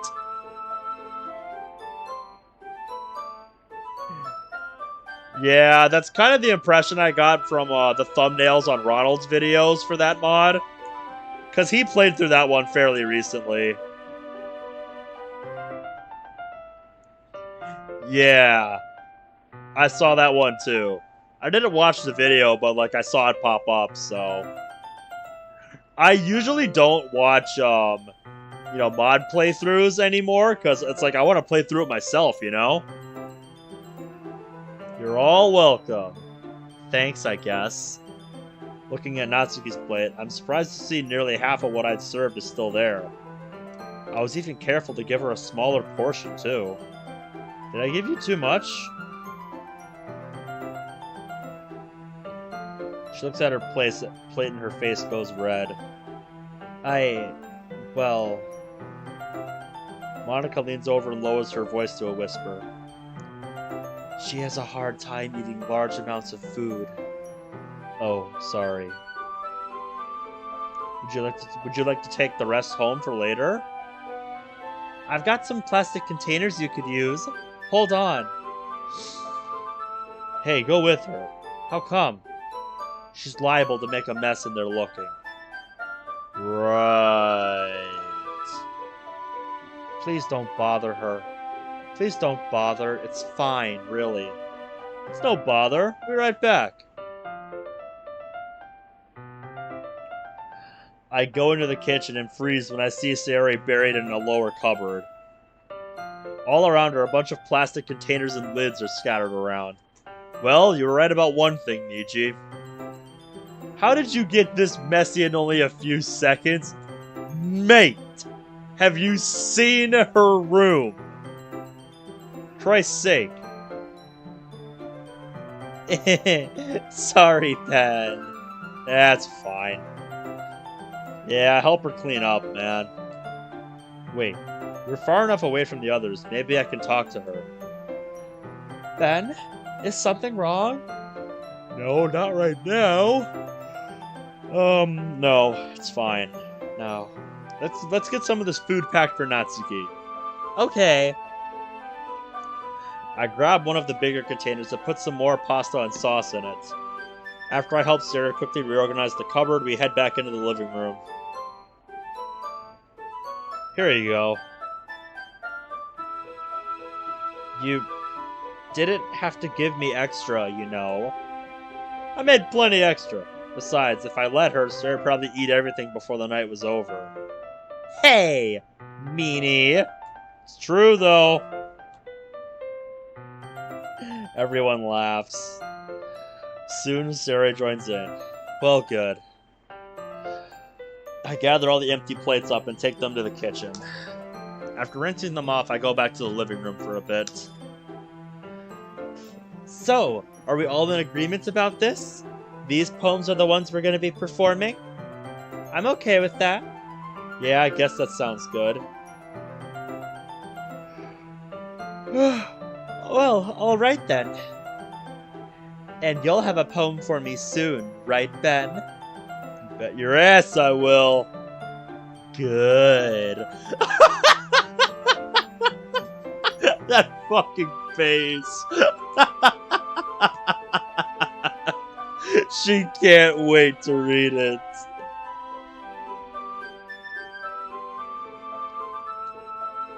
Pretty much.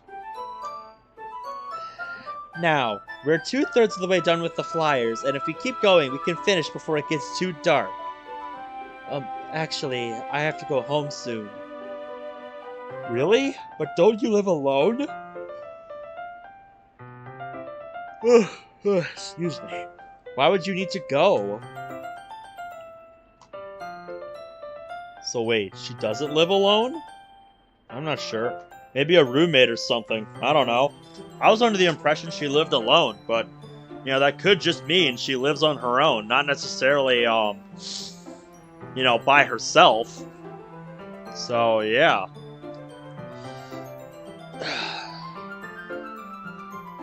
I had to get up for a second to get my water.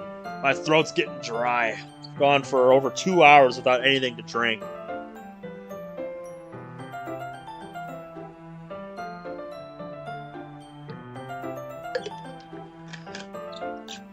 I still haven't fully gotten over that 12-hour stream we did for the launch day on Plus, man.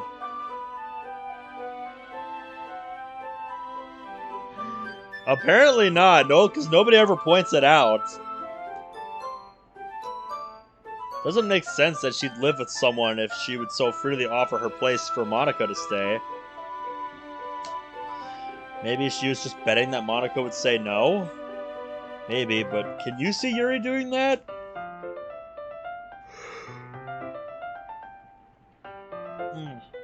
Before I came here, no. But I really should put all my preconceived notions about all the people in this world away. You're not just cardboard cutouts. Not anymore. So what are you gonna do? Yuri? Yes? Did your parents give you certain stipulations for living alone before they moved? Yes. As long as they're paying the bills and giving me an allowance. They told me I can't be out past a certain time.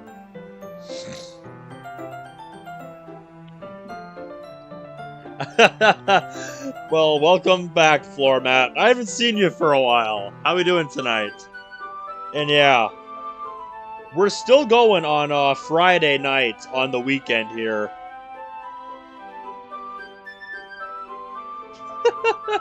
That's good. Glad to hear you're doing okay. Speaking of, I'm sure I should get going too at some point. I can stay and help for another hour at least. That's plenty of time. Yuri, if you want to go, you can. Sorry guys, fatigue is just setting in. I'll get over it soon. I'm like this at night sometimes. Thank you, Monica, and I'm sorry. It's fine, I understand. Oh, Monica? Yes? What time are we going to meet tomorrow, and where? Is 10 in the morning too early for you? I know you said you're an hour away. I'm used to getting up early. 10 is perfect. I'll be there. As for the where, Niji... Yes? Is it okay if we use your house tomorrow?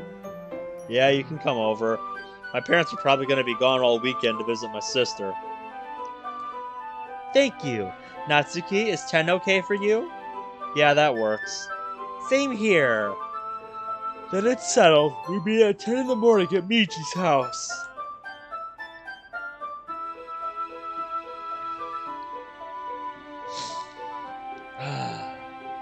Now, let's get back to work. Monica, Sayori, and Natsuki sit back at the table and begin stapling again. Yuri begins packing. I'll walk you out, Yuri. Thank you, Pan. Yuri, thanks for all your help tonight. I'm grateful, and I know Monica is too. Don't mention it. It was my pleasure. See you tomorrow, then? She smiles and nods. Very good. Of course. Yeah, I know, dude. It's gonna be a long weekend. Oh, and also, Yes? thank you for earlier. Earlier? Oh, coming up with an excuse? Yes, that. You're very welcome. I assume the real reason is something you want to be kept secret. Yes, sorry about that. It's fine. I won't ask you to explain it to me. We did technically just meet after all. Yes, we did. Thank you for being so understanding. You're welcome. See you tomorrow then? Yes, see you then. Yuri heads out and I watch her go for a bit. She looks so alone right now.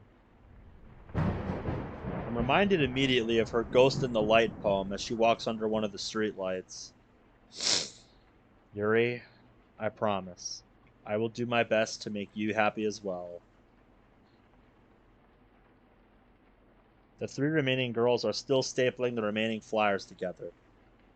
Did Yuri get off all right? Yeah, she's on her way home safely.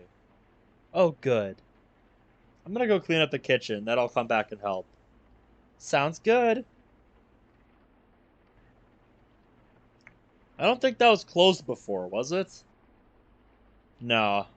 No, it wasn't.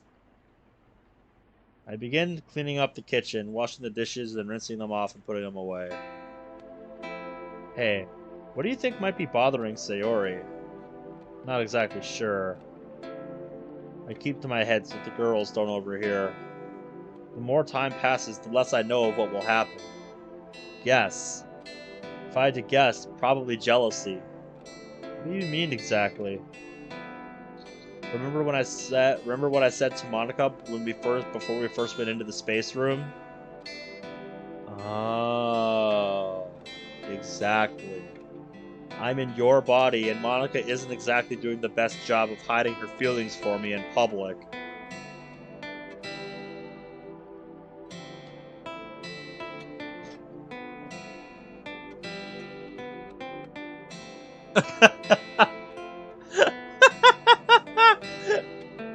Oh, that's funny. Disabled just sent me a screenshot. His boss and his Act 3 on DDLC Plus are on the same topic. Nice.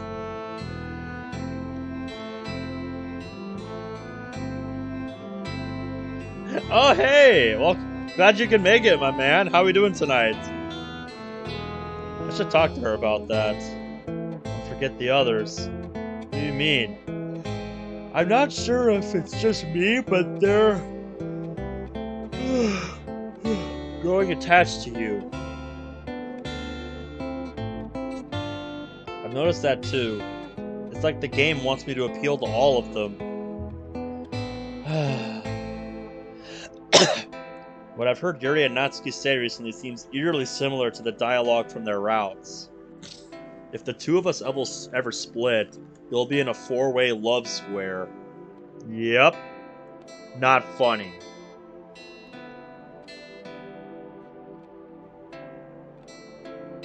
Well, wait a minute. If, us and Miji ever split, wouldn't Sayori go for him? So that would just make 3. And we'd be back to a love triangle. I've watched enough harem anime to know that fantasy is better than reality. Miji notices my sudden anger. Calm down or it'll happen again. Yeah, that's the last thing we need right now. More glitchiness. Yes. Sorry, I almost lost my head. Not sure why I was so mad. It's because of me. I said something stupid. I'm sorry. It's fine. You didn't say anything wrong. Miji stops talking, leaving me to finish the dishes in silence.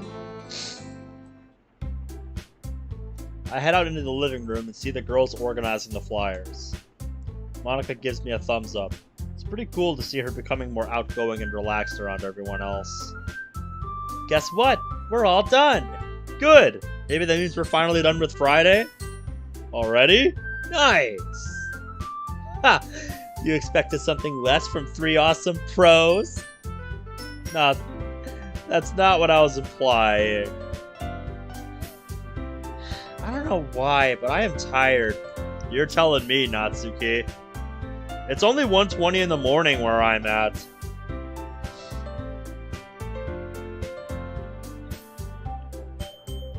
Yeah.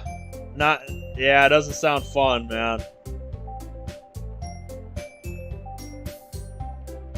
At least you got it sorted out, though.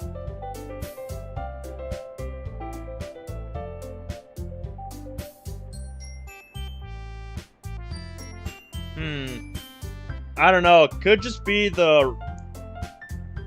I don't know. It could just be with something to do with when your ISP does maintenance or something. I don't know. But yeah. If I could stream earlier, I would.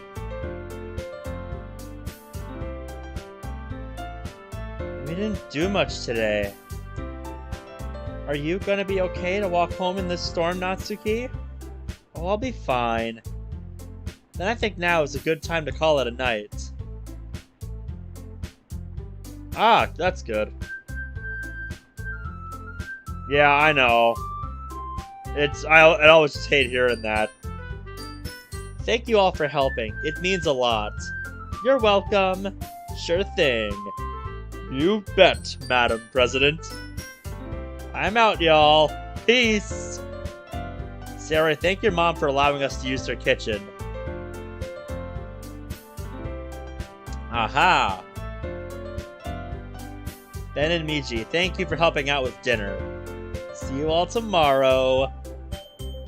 Natsuki grabs her bag and umbrella, puts on her shoes, and heads out.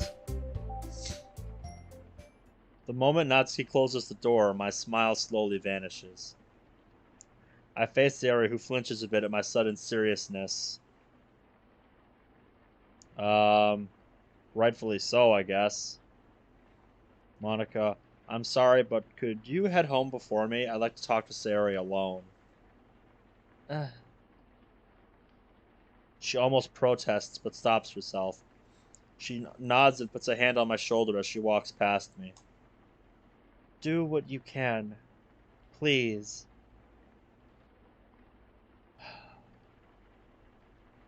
I can only promise my best, hon. Can only promise my best. She grabs her belongings and heads out. Alright. Time to get serious. Once she's gone, I try and soften my expression. Come on. Come, let's sit down for a bit. I lead her to the couch and we sit down. The only sound I hear now is the rain outside. Quite peaceful, isn't it? I doubt you guys can hear it that well, because it's pretty quiet on my audio here.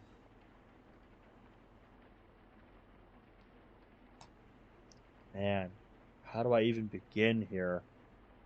I take a few moments to collect my thoughts. Finally, I take a deep breath. Sayori, I'm just gonna come out and say it. Something's bothering you. Don't deny it. How could you tell? Well, you came back at a good time, Bradley. We're getting serious now. It wasn't me. It was Miji. I may have been distant lately, but I still know you well enough to know when something's bothering you. And something's on your mind right now. Yes, it is. I see. I take her cheeks in my hand and turn her to face me slowly. Come on, Sayori. We're here to help you. She does her best to avoid eye contact with me, but I keep looking at her with concern. Ben, you're a bad influence on Miji. He was never this stubborn. You're right, but this is something I need to be stubborn about. Yes. Something we need to be stubborn about. Your happiness is important to me, and more importantly, to Miji. Please don't. The look she gives me shatters my heart, and Miji's as well. I pull her into the tightest hug I dare. She just sits there, not moving, as I hold her in my arms as comfortingly as I can. A half minute later, she finally moves, weakly reaching to wrap her own arms around me, breaking into tears.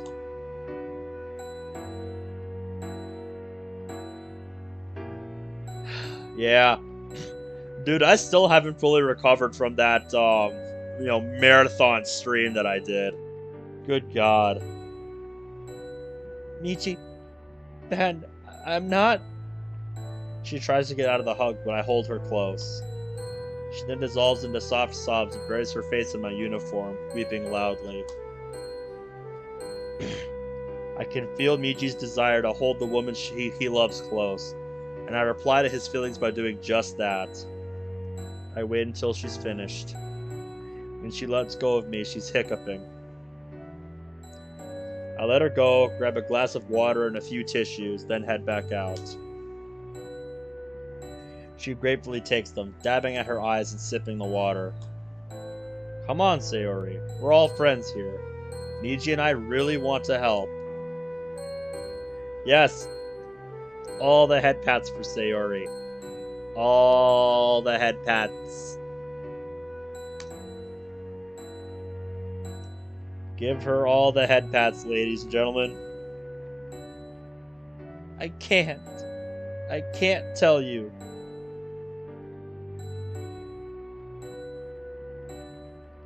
Speaking of head pats, someone's moss I saw had custom mods built in where they could give Monica head pats and boobs, and I want those.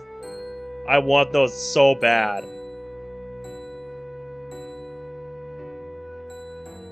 Dude, I've heard of Snafu. Yep, I've heard of Snafu, and Disabled wants me to play Fruits of the Literature Club sometime. It's one he really likes, so... You'll only worry. We're already worrying. Please, tell us. I let Sayori gather her thoughts. Finally, she slowly looks back at me. Then, can you give me an honest answer to the question I'm about to ask? Oh, damn. Does she suspect something about us? If so, it was only a matter of time. I'm surprised our flimsy lie lasted this long. What are you gonna do? I close my eyes and think. I can almost see the choice boxes in my head. Tell the truth or lie. Yeah, I'm not gonna lie. I can't do it anymore, especially not to Sayori. I open my eyes again.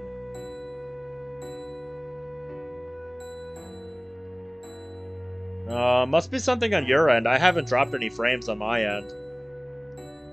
It would tell me if I've been dropping frames, man. Yes, I will. Brace yourselves, folks. What does everybody think Sarah's about to ask? Because I don't remember the exact context that he's talking about when he mentions a flimsy lie. I don't remember exactly what he's talking about, so let's see what this is about. And I know you're just sitting there waiting, Mr. Morbius.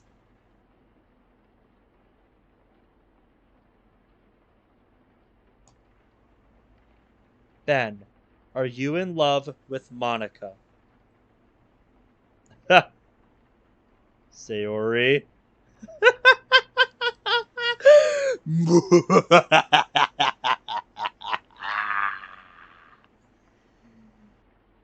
Sayori. I sit there looking at her in complete shock. I should have expected this from her. Sayori's a bright girl when it comes to things like this. I should have seen this confrontation coming and prevented it. This is my problem and my mistake. I start to think hard. I think about what my feelings for Monica really are. Let's face it, Monica's quite a beautiful woman, easily a 10 out of 10. Her outward personality is amazing too.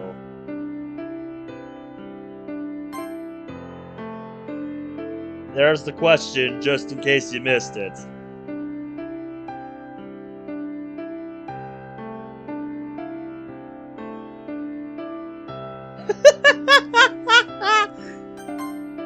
Dude.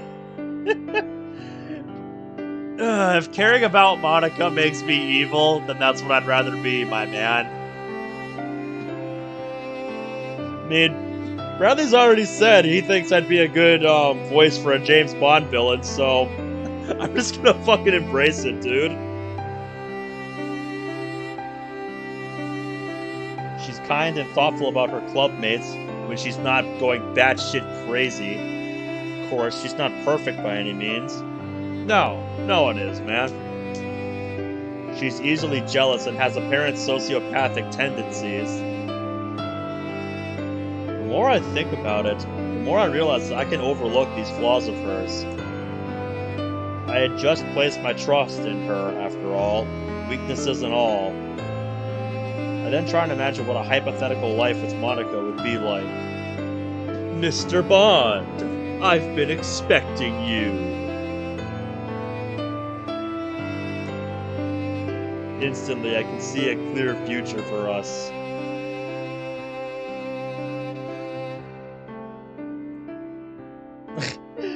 Has sociopathic tendencies. Yeah, that's one way to put it.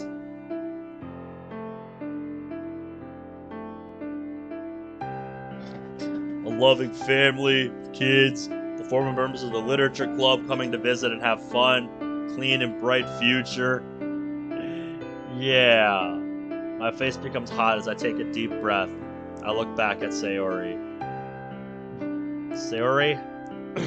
I don't exactly know myself. I did just meet her. I haven't had the time to think about that seriously before now.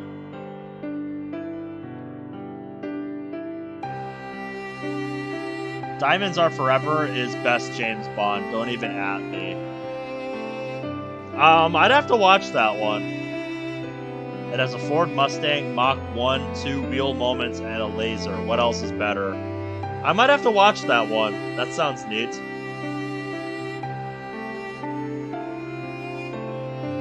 Ben. Whoa, he sounds serious. What is it, Michi? I think it's time we tell Sarah the truth about how I feel about her. My heart rate increases again. It feels like I'm about to have a heart attack.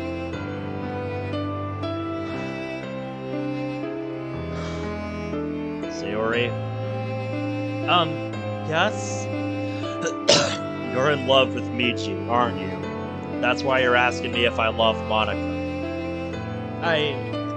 How could you tell?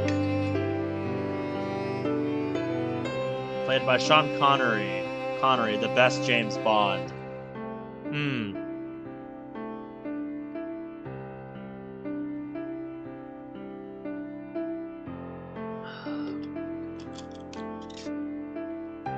Yeah, I've only really been exposed to the newer stuff for James Bond, so I wouldn't mind going back and seeing some of the older stuff. It's pretty obvious from an outsider's perspective. I've seen the way you look at Michi before you even knew about me. Admit it, you're smitten. Please, answer my question first. I already have. I don't know yet. But if you're a part of Miji, doesn't that mean there's a part of Miji that loves Monica? Yeah. She might not have guessed the truth, but Sayori's not stupid either. It really came back to bite me in the ass after all. What do I do? What do I do? What do I do? Yeah, shit.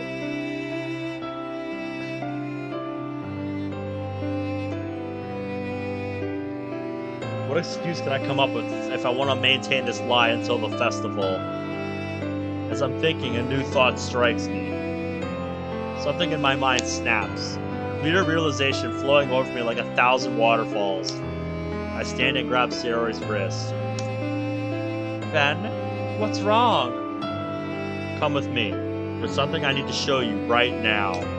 Where? Where are you taking me? A place where you can see Miji again.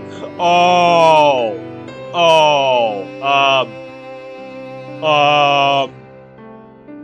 Hate to burst your bubble, man, but, you need Monica's pen key for that?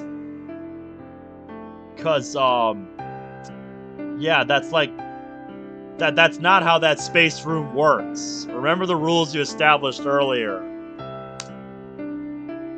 And you already told Monica to leave, so unless she somehow left that key behind, then, there's no way that you're gonna be able to do what I think you're gonna do. You're telling me to keep watching. I don't have a choice. The only way forward is, well, just that. What do you mean? I'm gonna show you the whole truth. Then, what are you doing? You'll see. Can I really do this? Can I really shatter Sayori's preconceived notions of the world? Yes!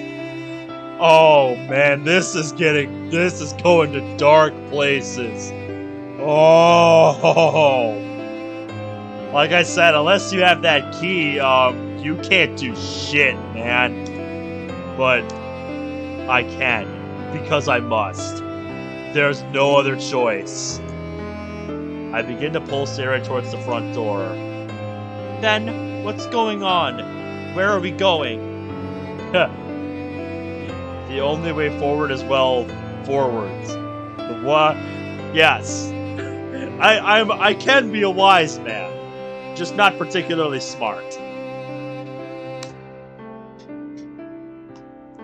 I told you, we're going to show you the entire truth. Wait a minute, you're not gonna show Sayori? Do you see any other choice for us? Miji goes silent, and I can't feel him trying to resist. He's either deep in thought or has already agreed with me. Yes, so inspirational, right? I grab my shoes and put them on. I have to let Sayori go. To my relief, she's not moving away. I grab her shoes and hold them out to her. Are you gonna come with me? Then, what's come over you? What are you gonna show me? I stand and face her. Walking over, I put my hand on her shoulder. Please, come with me. It's important and it'll answer your question. I don't know. Yeah. I don't know if Sayori's ready for this. Tell her I want her to come too. I know what you're planning, and while I don't like the idea, I trust your judgment. I wish I could trust my own. Miji wants you to come too. She remains still. She's thinking hard about this. I start to get worried she might be thinking in circles. Finally, she turns to me. All right, hand me my shoes. Whoa, that's not a request. That sounds more like an order. I comply, handing them to her quickly. She sits, puts them on, and grabs an umbrella. Let's go. We head out into the rainy night. The rain is falling even heavier now. We walk in silence towards Miji's house. Man. Very funny.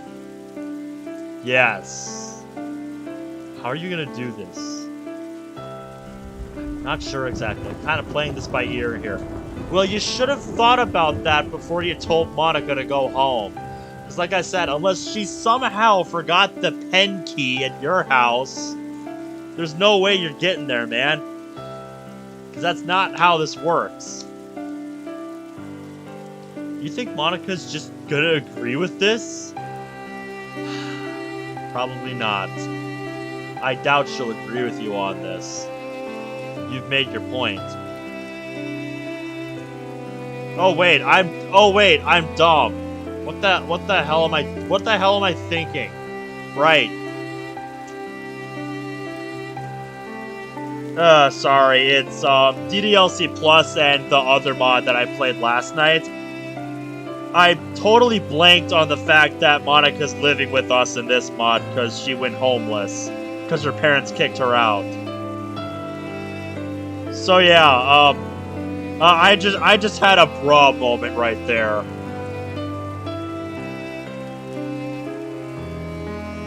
Oh my god. That is probably the dumbest thing I have done in quite some time. Oh my god.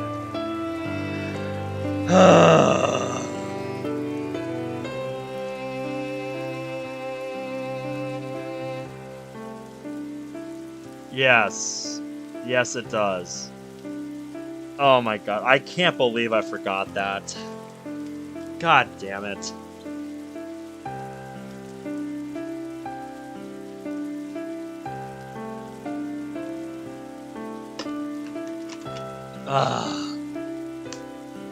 I start getting a bit annoyed. Miji notices this and I hear him gulp nervously. Right, sorry. I let my temper get the better of me again. No, you're fine.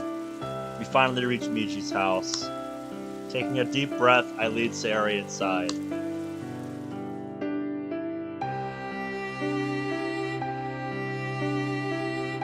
I head into the living room, followed closely by Sayori. I see Monika lounging on one of the couches, reading a magazine. Huh, wonder what magazine you're looking at. Hey Ben, is everything... She freezes when she sees Sayori behind me. Ben? Monika, I need the keys. Ben, I'm not sure if... Please, I'll explain later. Yes! This reminds me of that recent YouTube DDLC series where the player makes a decision that Monika disagrees with in the first video. Yes. She's wondering if she should tempt fate here. Fuck yeah, dude. Criminally underrated series right there. If you have never watched the meta series, go look up Caesar Madrazo and go watch that right fucking now. It is such a good series. Criminally underrated. Am I making the same mistake here? I should probably explain my reasoning. Sayori, give me and Monika a few minutes, okay? Yes, we need to convene here. Okay. Sayori sits on the couch. I lead Monika into the spare bedroom. Oh no! I think we're about to get bitch slapped. Once inside, I turn to Monika. I have a good feeling as to what you're going to say. Please say it. Are you insane? Showing Sayori the truth won't help her in the long run at all! Oh boy. Remember what happened at the end of the game we saw? She went crazy faster than other me did! Only because she had presidential powers. Monika's not having any of it. Yeah. I don't think she's gonna budge an inch on this. She'll still break. We can't tell her, Ben. She sounds more terrified now than angry. Yeah, I kind of suspected this is how you'd react. Calm down. She's holding my arms tightly. Why? Why do you want to show her? Yeah, about that. I explained to Monica the conversation Sayori and I had after she left. She listens intently. When I finish, she nods slowly, more so in understanding than before. Now it makes more sense. I don't know if this is a good idea, though. I don't think anybody here thinks this is a good idea, but we're out of options.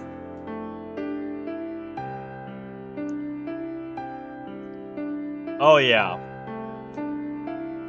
I understand, really, I do. But in a sense, it'll alleviate some of her worries.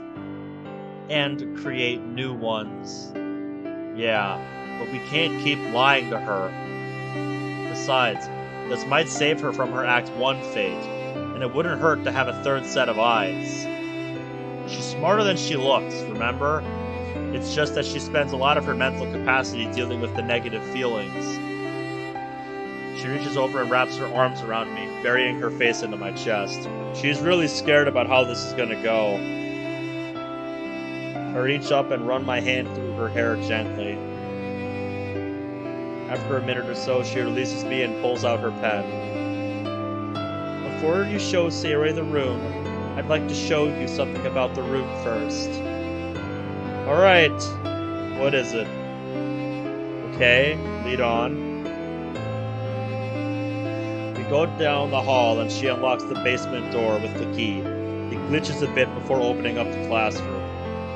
I look inside. The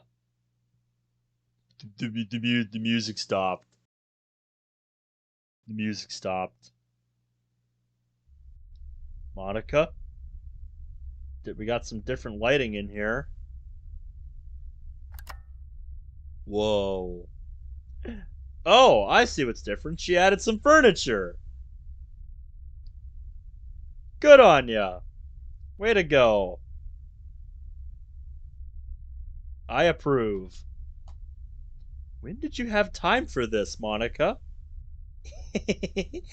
You can learn a surprising amount online. I spend study hall in here a lot. I didn't want it to be gloomy like it was before. Yes, whenever the music stops in this game, yeah, everything stops. Just, it gets serious. Whenever the music stops, you know shit's about to go down. Now then. Go grab Sayori. I'm ready for her to see this. Be right back. Oh, and Monica? Yes? Thank you. You're welcome. I head back into the living room. Sayori's still sitting down and looking out at the rainy landscape. Yeah, yes. Very much so, Goose. Monica getting pissed off is one of the very few things that genuinely scares me in this world. Oh dear. There's that distant look in her eyes again. Sayori? Yes? Come with me. Taking her hand, I help her up and we both head to the room. Yup. Before we reach the door, I stop her. Sayori, I'd like you to shut your eyes for a bit. How come? Trust me, please. I want to show you things in a particular order. Okay. I lead her to the door where Monica takes her hand and gently leads her into the space room. She then turns Sayori to face the door. Sayori, don't move or open your eyes yet. Guys, you're scaring me. It'll all make sense in the end, I promise. Now, turn your head to face the sound of my voice, and when you open your eyes, don't look away. Understood? She nods and does as I say. Her eyes open, and they don't stop. Oh dear. Monica gently holds her head in place and whispers something to her. Sayori focuses on me again. She's ready, Ben. I'm not really ready for that pain again. Same, but here we go. Here we go. Ow. I hold back screams of pain this time as what I feel is less painful than the previous 2 times. I hear Sayori shout in horror, something in horror as Monica tries to restrain her. I'm both surprised and grateful that this time I don't black out from the pain. Miji and I collapse very near to each other and roll away to give each other space. Eventually, I open my eyes. I smile weakly at Monica as she takes my hand and clasps it in hers. Are you alright? I'll be fine. It wasn't as painful as before.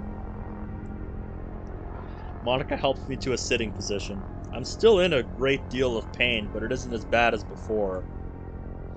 To my surprise, I hear Sayori trying hard not to cry as a weakened Miji attempted to reassure her that he's okay. What happened? Sayori points at me. And who's that? Sayori, we'll explain in a bit. Just give us time to recover. Whenever we walk through that door, it hurts. I'll get some water for everyone. Monica leaves after making sure I'm comfortable. I watch as Sayori clings to Miji, crying as Miji tries to calm her down.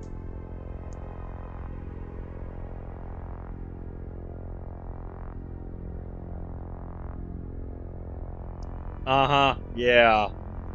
That and you've got the different colored text boxes for everyone.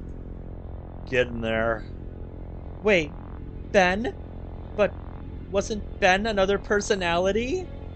I'll explain later, I promise. Hopefully you can forgive me for what I'm about to tell you.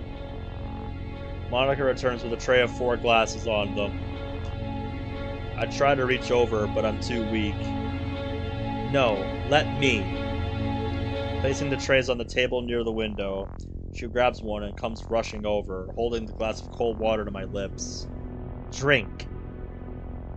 Knowing better than to argue, I oblige. Yep, there you go, man. Get some fluids in there.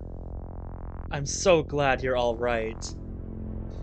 She, surreptitiously kisses my cheek. Then, sits next to me and leans her head against my shoulder. Yeah, that's a good way of doing it, Bradley. I was so worried. I was scared too, but it had to be done. I move my arm a bit. Nothing seems to be hurting anymore. Well, that's good. I try and stand. Monica quickly sits up and helps me to my feet as I fight off the waves of dizziness. Beside me, Miji tries to stand as well. Sayori helps him. Okay, I imagine you have a lot of questions. Damn right I do! Well, color me surprised. Monica the nervous one and Sayori the most forward one? Wow, Sayori, I've never heard you swear before. Well... It's an appropriate reaction. I suppose so. Well, anyway, there's not much time to play the game again, so we're gonna have to do this the old-fashioned way. Game? What game? I point over at the couch. Sit down. It's gonna be a very long talk. We all head over, Monica bringing the water. Sayori and Miji sit on the small couch. Monica and I grab a couple of chairs and sit opposite them. Miji, Monica, and I all share a look before I take a deep breath. So, here's the story. Monica and I begin to explain the plot of Doki Doki Literature Club to her. Rather, I explain a lot of it, with Monica jumping in here and there. That face! That face says it all. Uh-huh. And if you want to play the game again, you need to delete the first run file to reinstall the game. I finished my explanation to a very shocked and disbelieving Sayori. Yup. She's clinging to Miji, who has a comforting arm around her. Yeah, I think Sayori's whole, I think Sayori's entire view of everything in this world is about to change. And that's it. That's the story of Doki Doki Literature Club.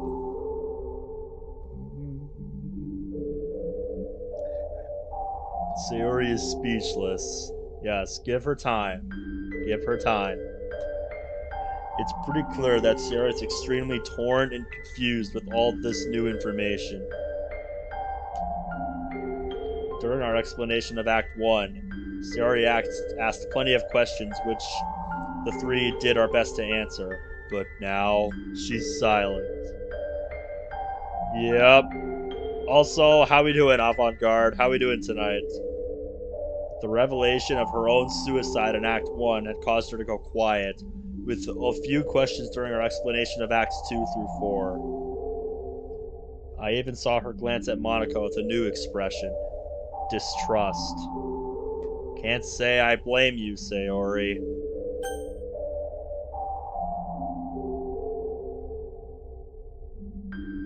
Yes, exactly, my mate. And that's good. Glad to hear that, Avant-Garde. I can't blame her for that. Makes sense when you find out that your friend is capable of such behavior. Yes. Monica, Ben, do you mind if Sarah and I talk alone for a bit? Of course. Monica and I stand at heads of the opposite wall. The computer is there, along with another small couch. She and I take a seat. Well, we more or less collapse onto it, exhausted. You know, I just had a random thought. What would happen if Miji tried to leave the room on his own while, we're on the other side of the room? Like, what would happen?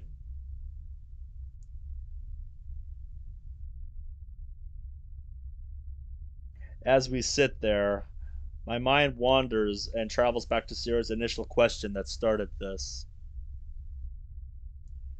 Do I like Monica or not? She's definitely a friend, a good one.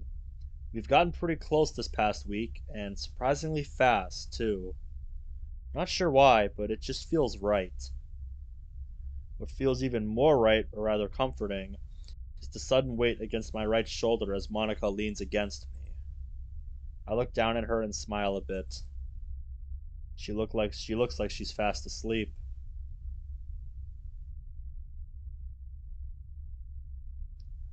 Yeah, dude, for sure. Guess you were more wiped out than I thought.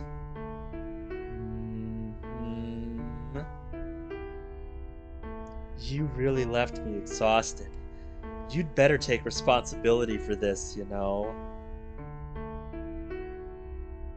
I'd say they are. You're such a naughty girl. I poke her forehead. Giggling, she leans in closer. Wholesome Monica moment. I love this. Aw, man, this is great. This is great. Instinctively, I put my right arm around her and she snuggles close. I'm a teen still, after all. Don't be surprised. I feel my cheeks get hot again, but then Monica's tone shifts. Are you sure this was a good idea? Telling Sayori about all this, I mean. Yeah, it's been a little bit. Oh hey, Mr. Noob coming by again. How we doing tonight? I look down at my lap with a frown. I'll be honest, no, I'm not. Looking over, I see Sayori clinging to Miji, who's doing his best to comfort her. But she's in good hands over there. Miji might even just tell Sayori about how he feels tonight. You saw what happened the last time that happened. What if she tries to hang herself again? We just shattered her perception of reality. You know that, right? Hey, that's what Ascending Apothecary here, my mate, was just talking about. Monica, this reality isn't the same as the game. How do you know?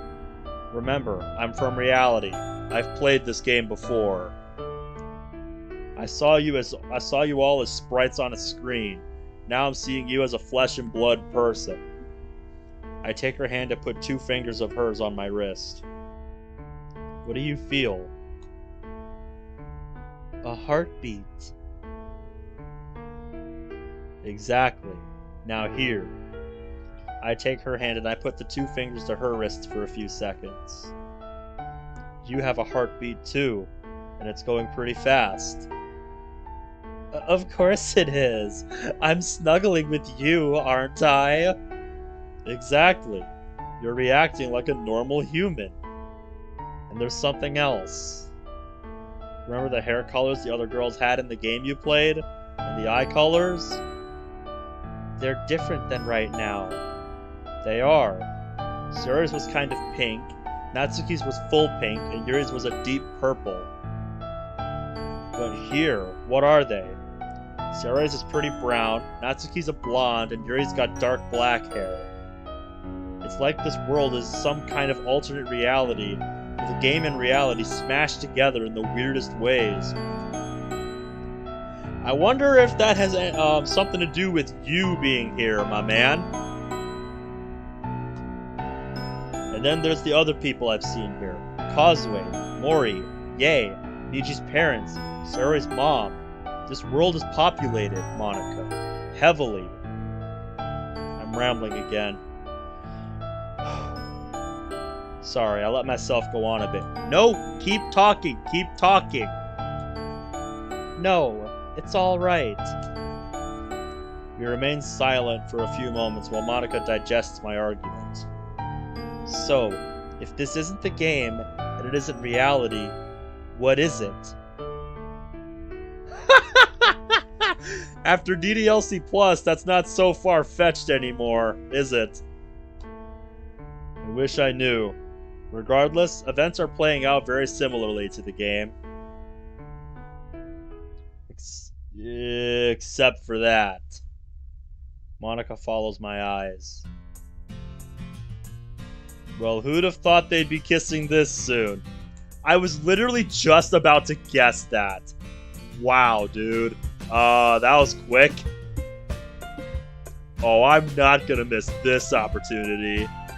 I begin clapping. Monica follows my lead, eager to tease the new couple as much as me.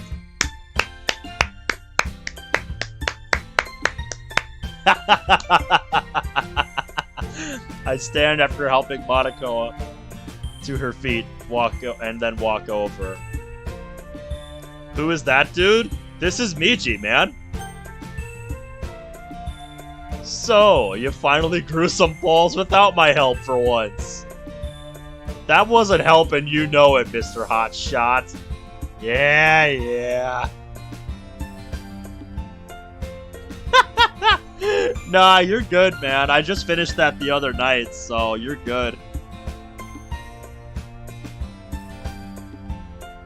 I ruffle his hair with a wide grin on my face. Get off me!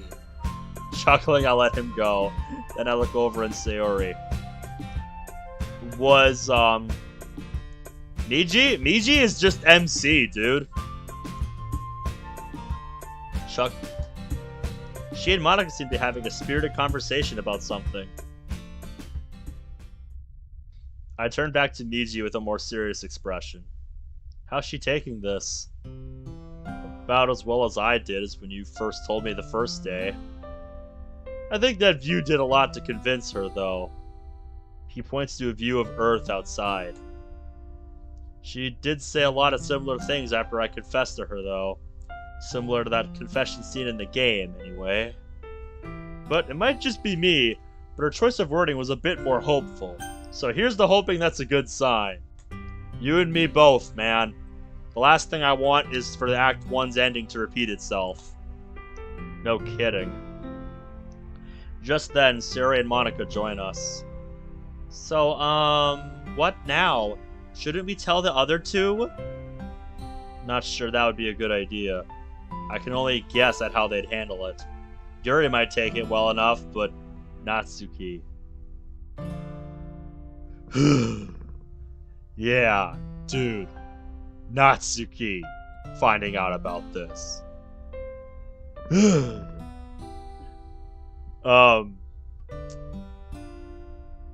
Yeah, I've seen that in other mods, how she reacts. It would not be pretty. Yeah, I don't want to know what her reaction would be. I don't think it would be that bad. You optimistic little cinnamon bun. You don't know anything about how Natsuki would react, do you? Although, seeing what's out there might make her nervous.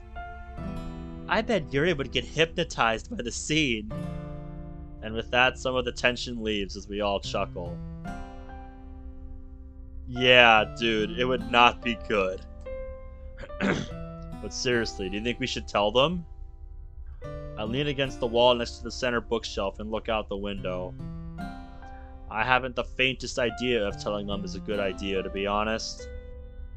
You were probably joking, Monika, but I think Yuri would take this truth a lot better than Natsuki would. Besides, I took a major risk telling you, Sayori. Oh, No, don't be sorry. It was my idea. Niji and I couldn't bear to see you so hurt. Monika comes up and hugs Sayori. Hug energy! For my part, I think that, looking back on it, we made the right decision to tell you. I wasn't really on board, but I think it will help save you. Yeah, that's putting it lightly, Matt. I certainly hope so. Suddenly remembering what Monika and I had agreed to back at Sarah's house, I look at her. Monika, I do believe you and I had an agreement. I do not remember this agreement. Yeah, guys, I'm thinking I'm gonna stop after we reach the end of Friday here. Of course. I've been thinking about that, actually.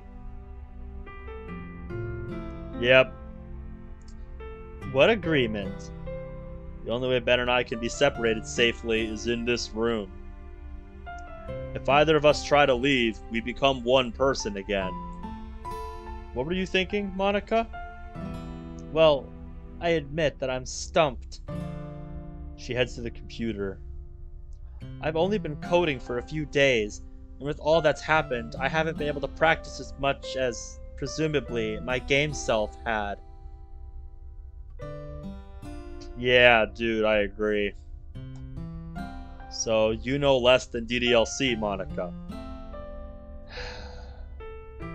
Then let's put our hands to work. What? Sayori? We should start working. I want to help. Whoa. She just got a whole bunch of new respect from me. Alright then. I'm gonna grab Ben's laptop. Then we can all get to work. Monika heads out. As soon as she does, Sayori turns to me. You know, you still didn't answer my question. What question? Please not that one. Please not that one. Do you love Monika? Now you can't hide behind Miji, man. She's got you point blank.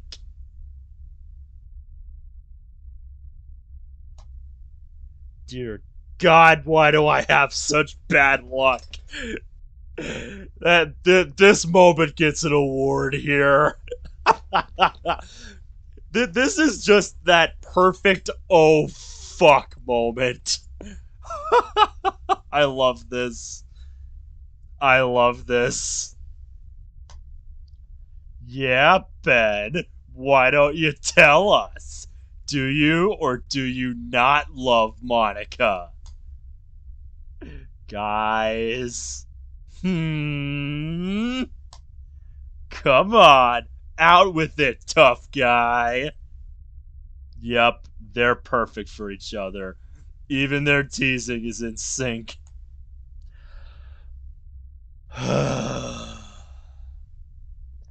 Place your bets now, folks. What's he gonna say? I'm getting a drink.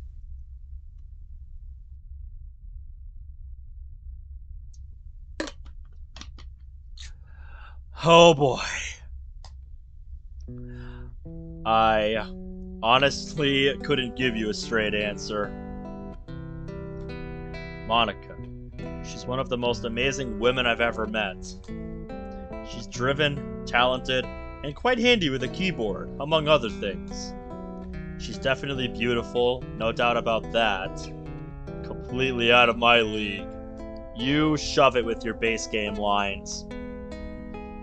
Aw, don't say that, Michi. She'd be lucky to have you. But I don't want her. I want you. You're the only woman for me. Ha! Michi X Sayori confirmed. Sayori takes Michi's hand and then turns to me. Ben, for the record, I think you are in love with Monica. Really? How do you think so? Well, I've been watching you this past week. And now that I know the truth, I really think you are in love with her. Yes, precisely, Bradley. Precisely.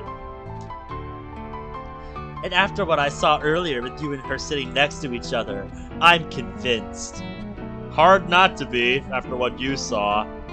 I know she loves you, but I think you do too. I know Sayori's more observant than she lets on in the game, but for her to have been this observant, I must have worried her more than I thought. Damn. I didn't hide my familiarity with Monica as well as I should have. Still, this is Sayori. She's a smart girl. Maybe she sees something I'm too stupid to see.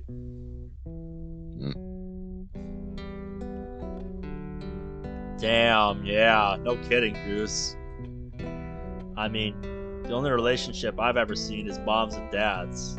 Seriously, am I even worthy of Monica? Why does every MC ever ask themselves this?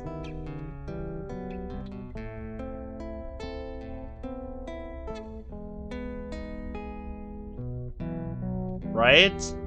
Then, there's that motherly tone of hers again. I bet you're wondering if you can be worthy of Monica, right? When did you become a mind reader? My in-game self says it all, ladies and gentlemen. Believe me, I'm still struggling with the fact that I might not be worthy of me. But the fact that she loves me despite my many mistakes means she's far more worthy than she thinks. He puts an arm around Sayori. Okay, this may be sickeningly sweet to see, but I am a sucker for sickeningly sweet stuff like this. Well, you wouldn't be the only one. I'm so happy for you two. Thank you! Thanks. You two have given me a lot to think about. Thank you. Monica comes back into the room just then. Here's your laptop. Thanks. I sit on the couch and Miji sits next to me. Sayori and Monica head to the desktop. You guys ready? Not really. Then let's begin. Too bad, bitch.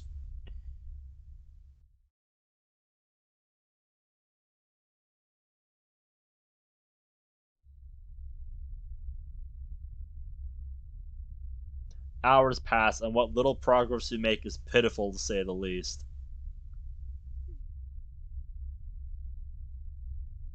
I bet it is, man. It's not like we're coding experts. We can't really figure out anything from the online Python or RenPy tutorials. We aren't even sure where to start. We try a few things, like alternating who leaves the room first, me or Miji. That doesn't do anything. That doesn't do anything except tell us that the pain lessens with each crossing of the threshold. While Miji and I are fused, Monica tries opening our character files, but even that tells us next to nothing as the code is pretty much gibberish. Wait a minute, wasn't their character file locked before? We even contemplate creating a new file that could execute a separation program of some sort, but we can't even come to an agreement on where to begin. However, we do discover something useful. I like how they're not sugarcoating how complicated coding actually is, because it's not just as simple as telling it exactly what you want it to do. Like, no, you have to be way more hyper specific than that. So I'm glad they're not sugarcoating it here. I'm not sure how, but Monica's able to permanently edit Sayori's depression to a more diminished state. Monica even offers to get rid of it, but Sayori says no. Guess she wants to work on her depression on her own terms. Respectable, Sayori. Respectable. She recognizes it's part of who she is, even though it's not a part of her she likes, and she's going to keep it. Respect, not respect, Sayori. Respect.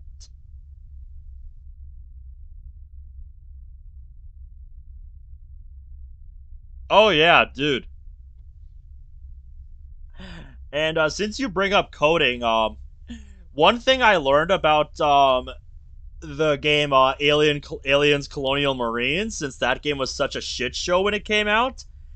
Like, I don't really have any interest in the Alien series, but I can't stop myself from hearing about that game because of how hyped up Angry Joe was about it.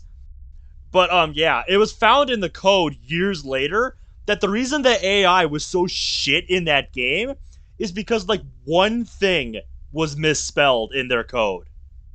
Like, one letter was off in the code, and that fucked everything. Because there was somebody fixed that typo, and the AI was noticeably improved with that typo fixed. So I just thought I would bring that up since we're on the topic of how much of a pain in the ass coding it is. What coding is. Yeah. That's his trademark line for me anytime he's reviewing something he was disappointed over. You done fucked it up. Yeah, yes. Fucking blue. Fucking blue. Another trademark line. Monica locks Sayori's character file. Then, in a move to presumably earn back Sayori's trust, lets Sayori choose a password for her file. Yes, 4 hours. The chat's just doing Angry Joe's trademark review lines now. This is great. After putting the password in and confirming it, she whispers it to Miji. Monica tells us that she hopes this would keep the game from being able to influence her depression. Finally, Miji looks at his phone. Crap, it's getting late. We should get ready for tomorrow. Whoa, you're right. She heads to the door and steps through, followed by Monica. Miji and I look at each other, sigh, and head through.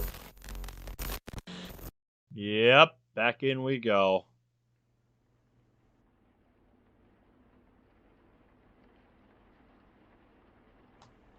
Ugh. Place my hand on the wall as Monica closes and locks the door, causing the door to glitch and sputter a bit as it becomes a regular door again. Sayori walks over and rubs my back gently as I regain my bearings after re-merging with Miji. Then, Miji, are you two alright? Oh yeah, dude. Watching him rip those games apart was a glorious sight. Yes! Godzilla is approaching the generator. The generator is losing power. It's a fucking meme at this point. I am. Miji. Same here. He's fine. It didn't hurt as much this time. Well, that's good. I'm glad you're both alright. Thanks, you two. Sayori, do you want me to walk you home? Eh? Oh no, it's fine. Why don't I walk you home? No, really, it's fine. At least let me walk you to the door. Okay, Ben. Monica and I both walk Sayori to the door. Well, today's been... something, alright. Yeah, I knew you had that game, because I think you've streamed it a couple times before, right?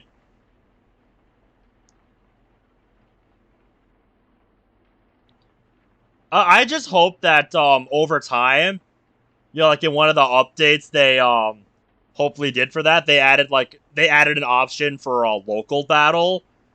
Cause, dude, like, when I saw Angry Joe's review of that, and they only had network battle, I'm like, are you fucking kidding me?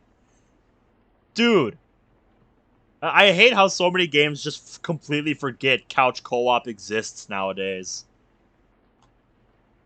Yeah, it's been... Yeah. There's a palpable silence for a while between the four of us. No one knows what to say or do next. Yep. Finally, after what seems like a good few minutes, Monica speaks up. Sayori, again, I'm sorry about everything. It's okay, Monica. I feel a lot better than I have been this past week. How can you be so forgiving? Sayori, I did so many awful things in the game. Monica, I'm sure Sayori is gonna tell you the exact same thing our boy here keeps telling to you. You are not that Monica. I'm a monster!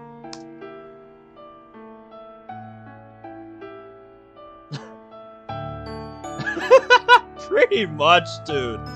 Anthem was such a joke when that game came out. Like, it had a cool movement system, but like, that's literally the only thing I saw it had going for it. Even in your dream, you pictured me as Satan! Because I am!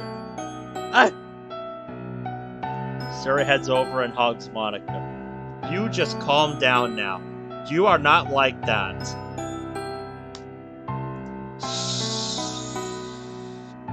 I don't see you like that, and you know it. I'm not going anywhere. I'm right here. She motions over to me. I walk over and put a gentle hand on her shoulder. Thank you.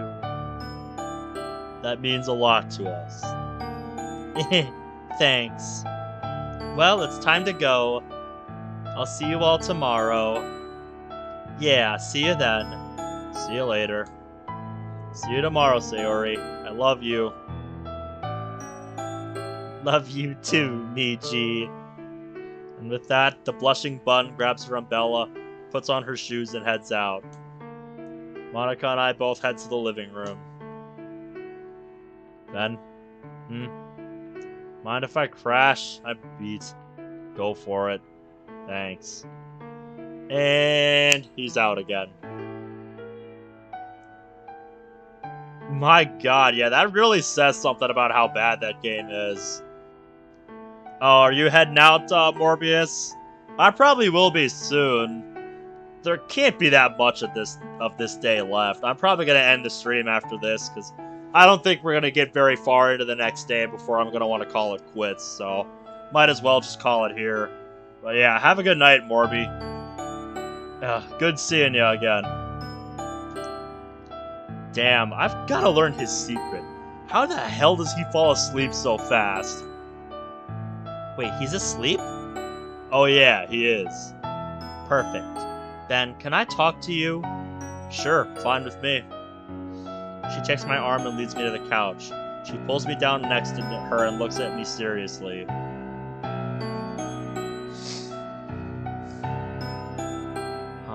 Looks like something's weighing on her mind a bit. Ben, I overheard your conversation with Miji and Sayori earlier.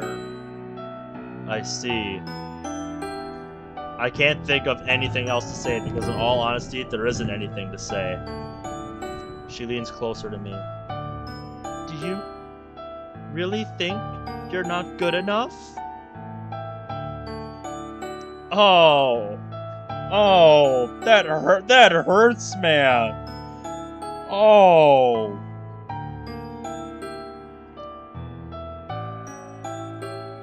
Damn.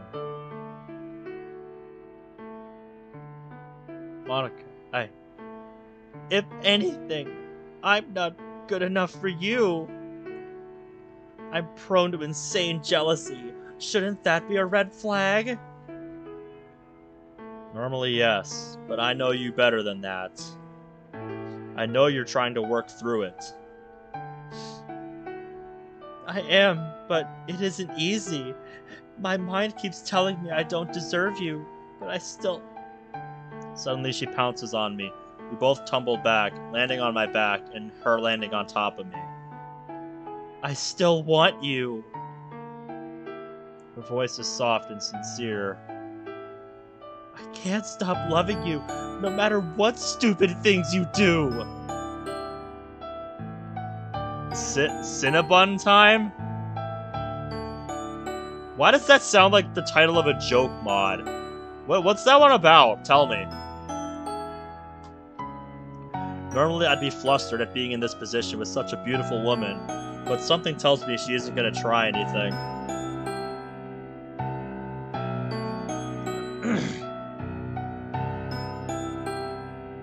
Yeah. Ben has full control of Miji's body, but, he's just a, consciousness when they're fused together.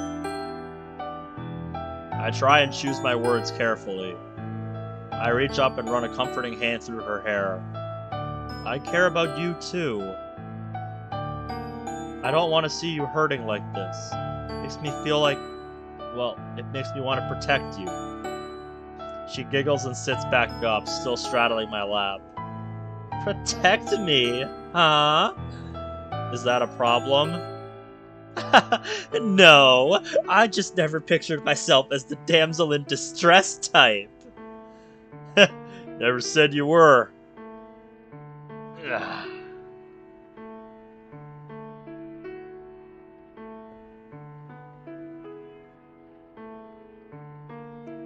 If you want me to play that mod, I'll play it sometime. I'll make sure to look it up. Here, I'm gonna grab a screenshot of the chat quick so I don't forget it. Randomly found a mod called Cinnabon Time.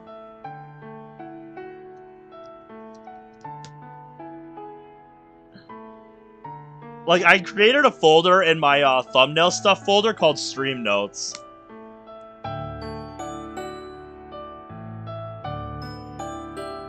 I have heard of Fleeting Feelings. I actually played that, like, series of mods on my own time. And, I wish I could find them again, because, they're not on the mod list anymore, I don't think. They're a really cool series of mods, and I would love to showcase those on stream. That, and I really want another chance to play, the mod, Don't again. Because, for those of you that don't know, the mod, titled Don't is a Sayori-focused mod from her perspective. And literally, I only saw 1 minute of this mod. Because, the first thing in that mod is just... Yeah, that's a really cool series of mods. These right here. I played most of these, and yeah, they are really fucking cool. Because they're like multiple mods, but like all part of an interconnected story told from different perspectives. Just, it's such a cool idea. I'd love to showcase those on stream if somebody has them. Like, if anybody out there has those mods, send them to me. Send them to me. I will play them. But yeah, dude, like I was saying about the mod Don't, like, the way it starts, like, you're from Sayori's perspective, and all you see is just, you know, get out of bed, give up. Like, go to school, give up. You know, study, give up. Study some more, give up. And on, like, the 4th or 5th option, I decided to click give up just to see what would happen. And I regret that decision hard. Because that mod went to extreme lengths to make sure I did not have a second chance at that mod. Like, it stumped me. But I feel like now I know how to get another chance at that mod. No, dude, it's a very surreal series of mods. Like, it's something you have to see to believe.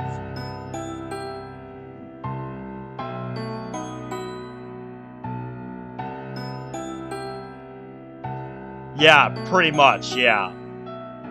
Yeah. If anybody has those mod files, send them to me. I will play them. Because I had them before, but... I had them on my old computer, but I got rid of them. I didn't keep them, and I regret not doing that. Because I read they're not on the mod list anymore, and I haven't really had the chance to try to find them somewhere else. So yeah, if anybody can find them, send them to me.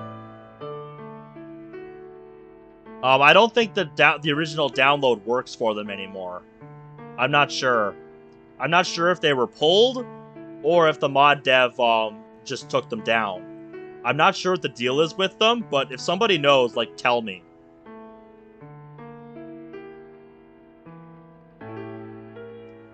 Yeah, dude, they're really good. I really enjoyed playing the ones that I did.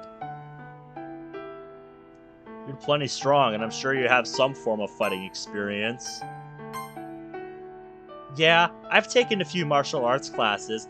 I'm sure I could beat your ass in a fight. No doubt in my mind. Aw, you're no fun. You're supposed to say that's a lie and that you can take me down.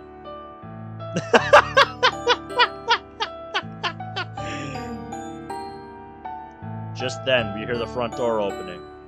We're home! Ah, crap. Monica and I look down at ourselves and find we're still in a very compromising position.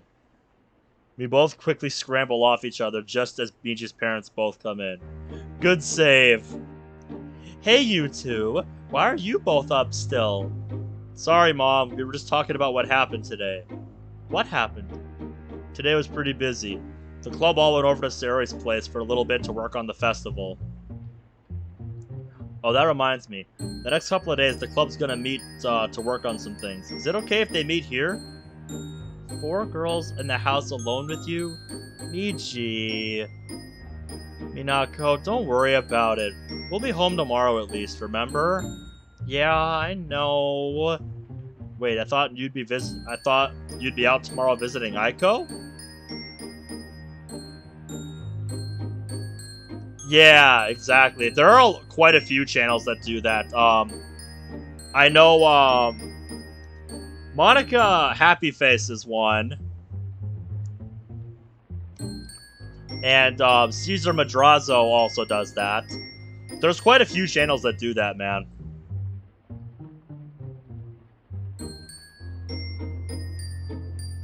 No, we're gonna do that on Sunday. Oh, okay. Still, though, I don't know if I like the idea of you being alone with the girls on Sunday. Maybe I should ask Sayako to watch you guys. Who's Sayako? I don't know the exact order or if there is one, but, yeah. If somebody can do some digging and find them, that'd be awesome. Sweetie, no need for her to come over. Michi's not a kid anymore. Shizu-san, I swear that nothing like that will happen. All we're going to be doing is baking cupcakes that day, and that's it. Good. If anyone can keep watch over you, it's her. Mom, I'm not a kid anymore. He really isn't, dear. I love that face. Like, yeah, come on. Yeah. I think the one I'd want to show the most is Disappearance of the Literature Club. Because it's a mod told from Monika's perspective, and like, it's just her wandering the empty world. Wondering about things. That being said, don't do anything like that towards them, okay? I would never do anything like that. I know you wouldn't. Now, your mom and I are going to bed. It's been a long day, and judging from how tired you two look, I imagine you're both exhausted too. By the way, when are these club members coming by tomorrow? Around 10. Good. I look forward to meeting them all. Oh dear, that can't be good. Michi's parents head upstairs. That went a lot better than I expected. No shit! But she's right, we should go to bed. Today's been exhausting, to say the least. Well then, good night, Ben. I love you. And with that, she goes to her temporary room, making no effort to hide the sway of her hips as she disappears up the stairs. You naughty, naughty little girl.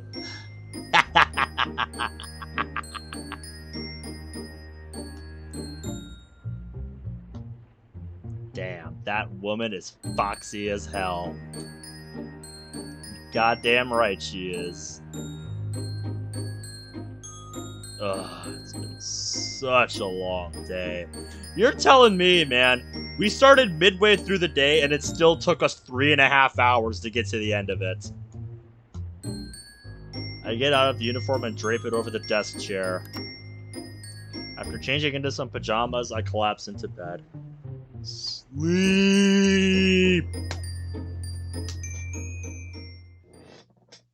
Saturday. Finally! We have reached the end of Friday. Somebody want to go back to the last stream in the playlist and tell me how long it's been since we've started Friday in game time? Cause yeah, oh my god. This is definitely the longest single day in a DDLC mod I've played to date. My goodness. So, yeah, we're gonna end it here for tonight. I know it's a little bit earlier than I usually end it, but I have no faith in my ability to get far into day 3. Or, not day 3, but Saturday, and find a good stopping point. Oh my god. This was so much longer than I expected. I was not ready for this. Yeah, at the rate we're going, it might be a couple more streams until we get through the weekend. Oh my god, guys. If we wanted to get through this in one, I would have had to not say anything at all the whole time. That would just be really boring. But yeah, that's gonna do it for me tonight. Thank you to everybody who came by the stream. It's always a pleasure to talk to y'all. And to those of you in the future, thank you for watching. Have a nice day.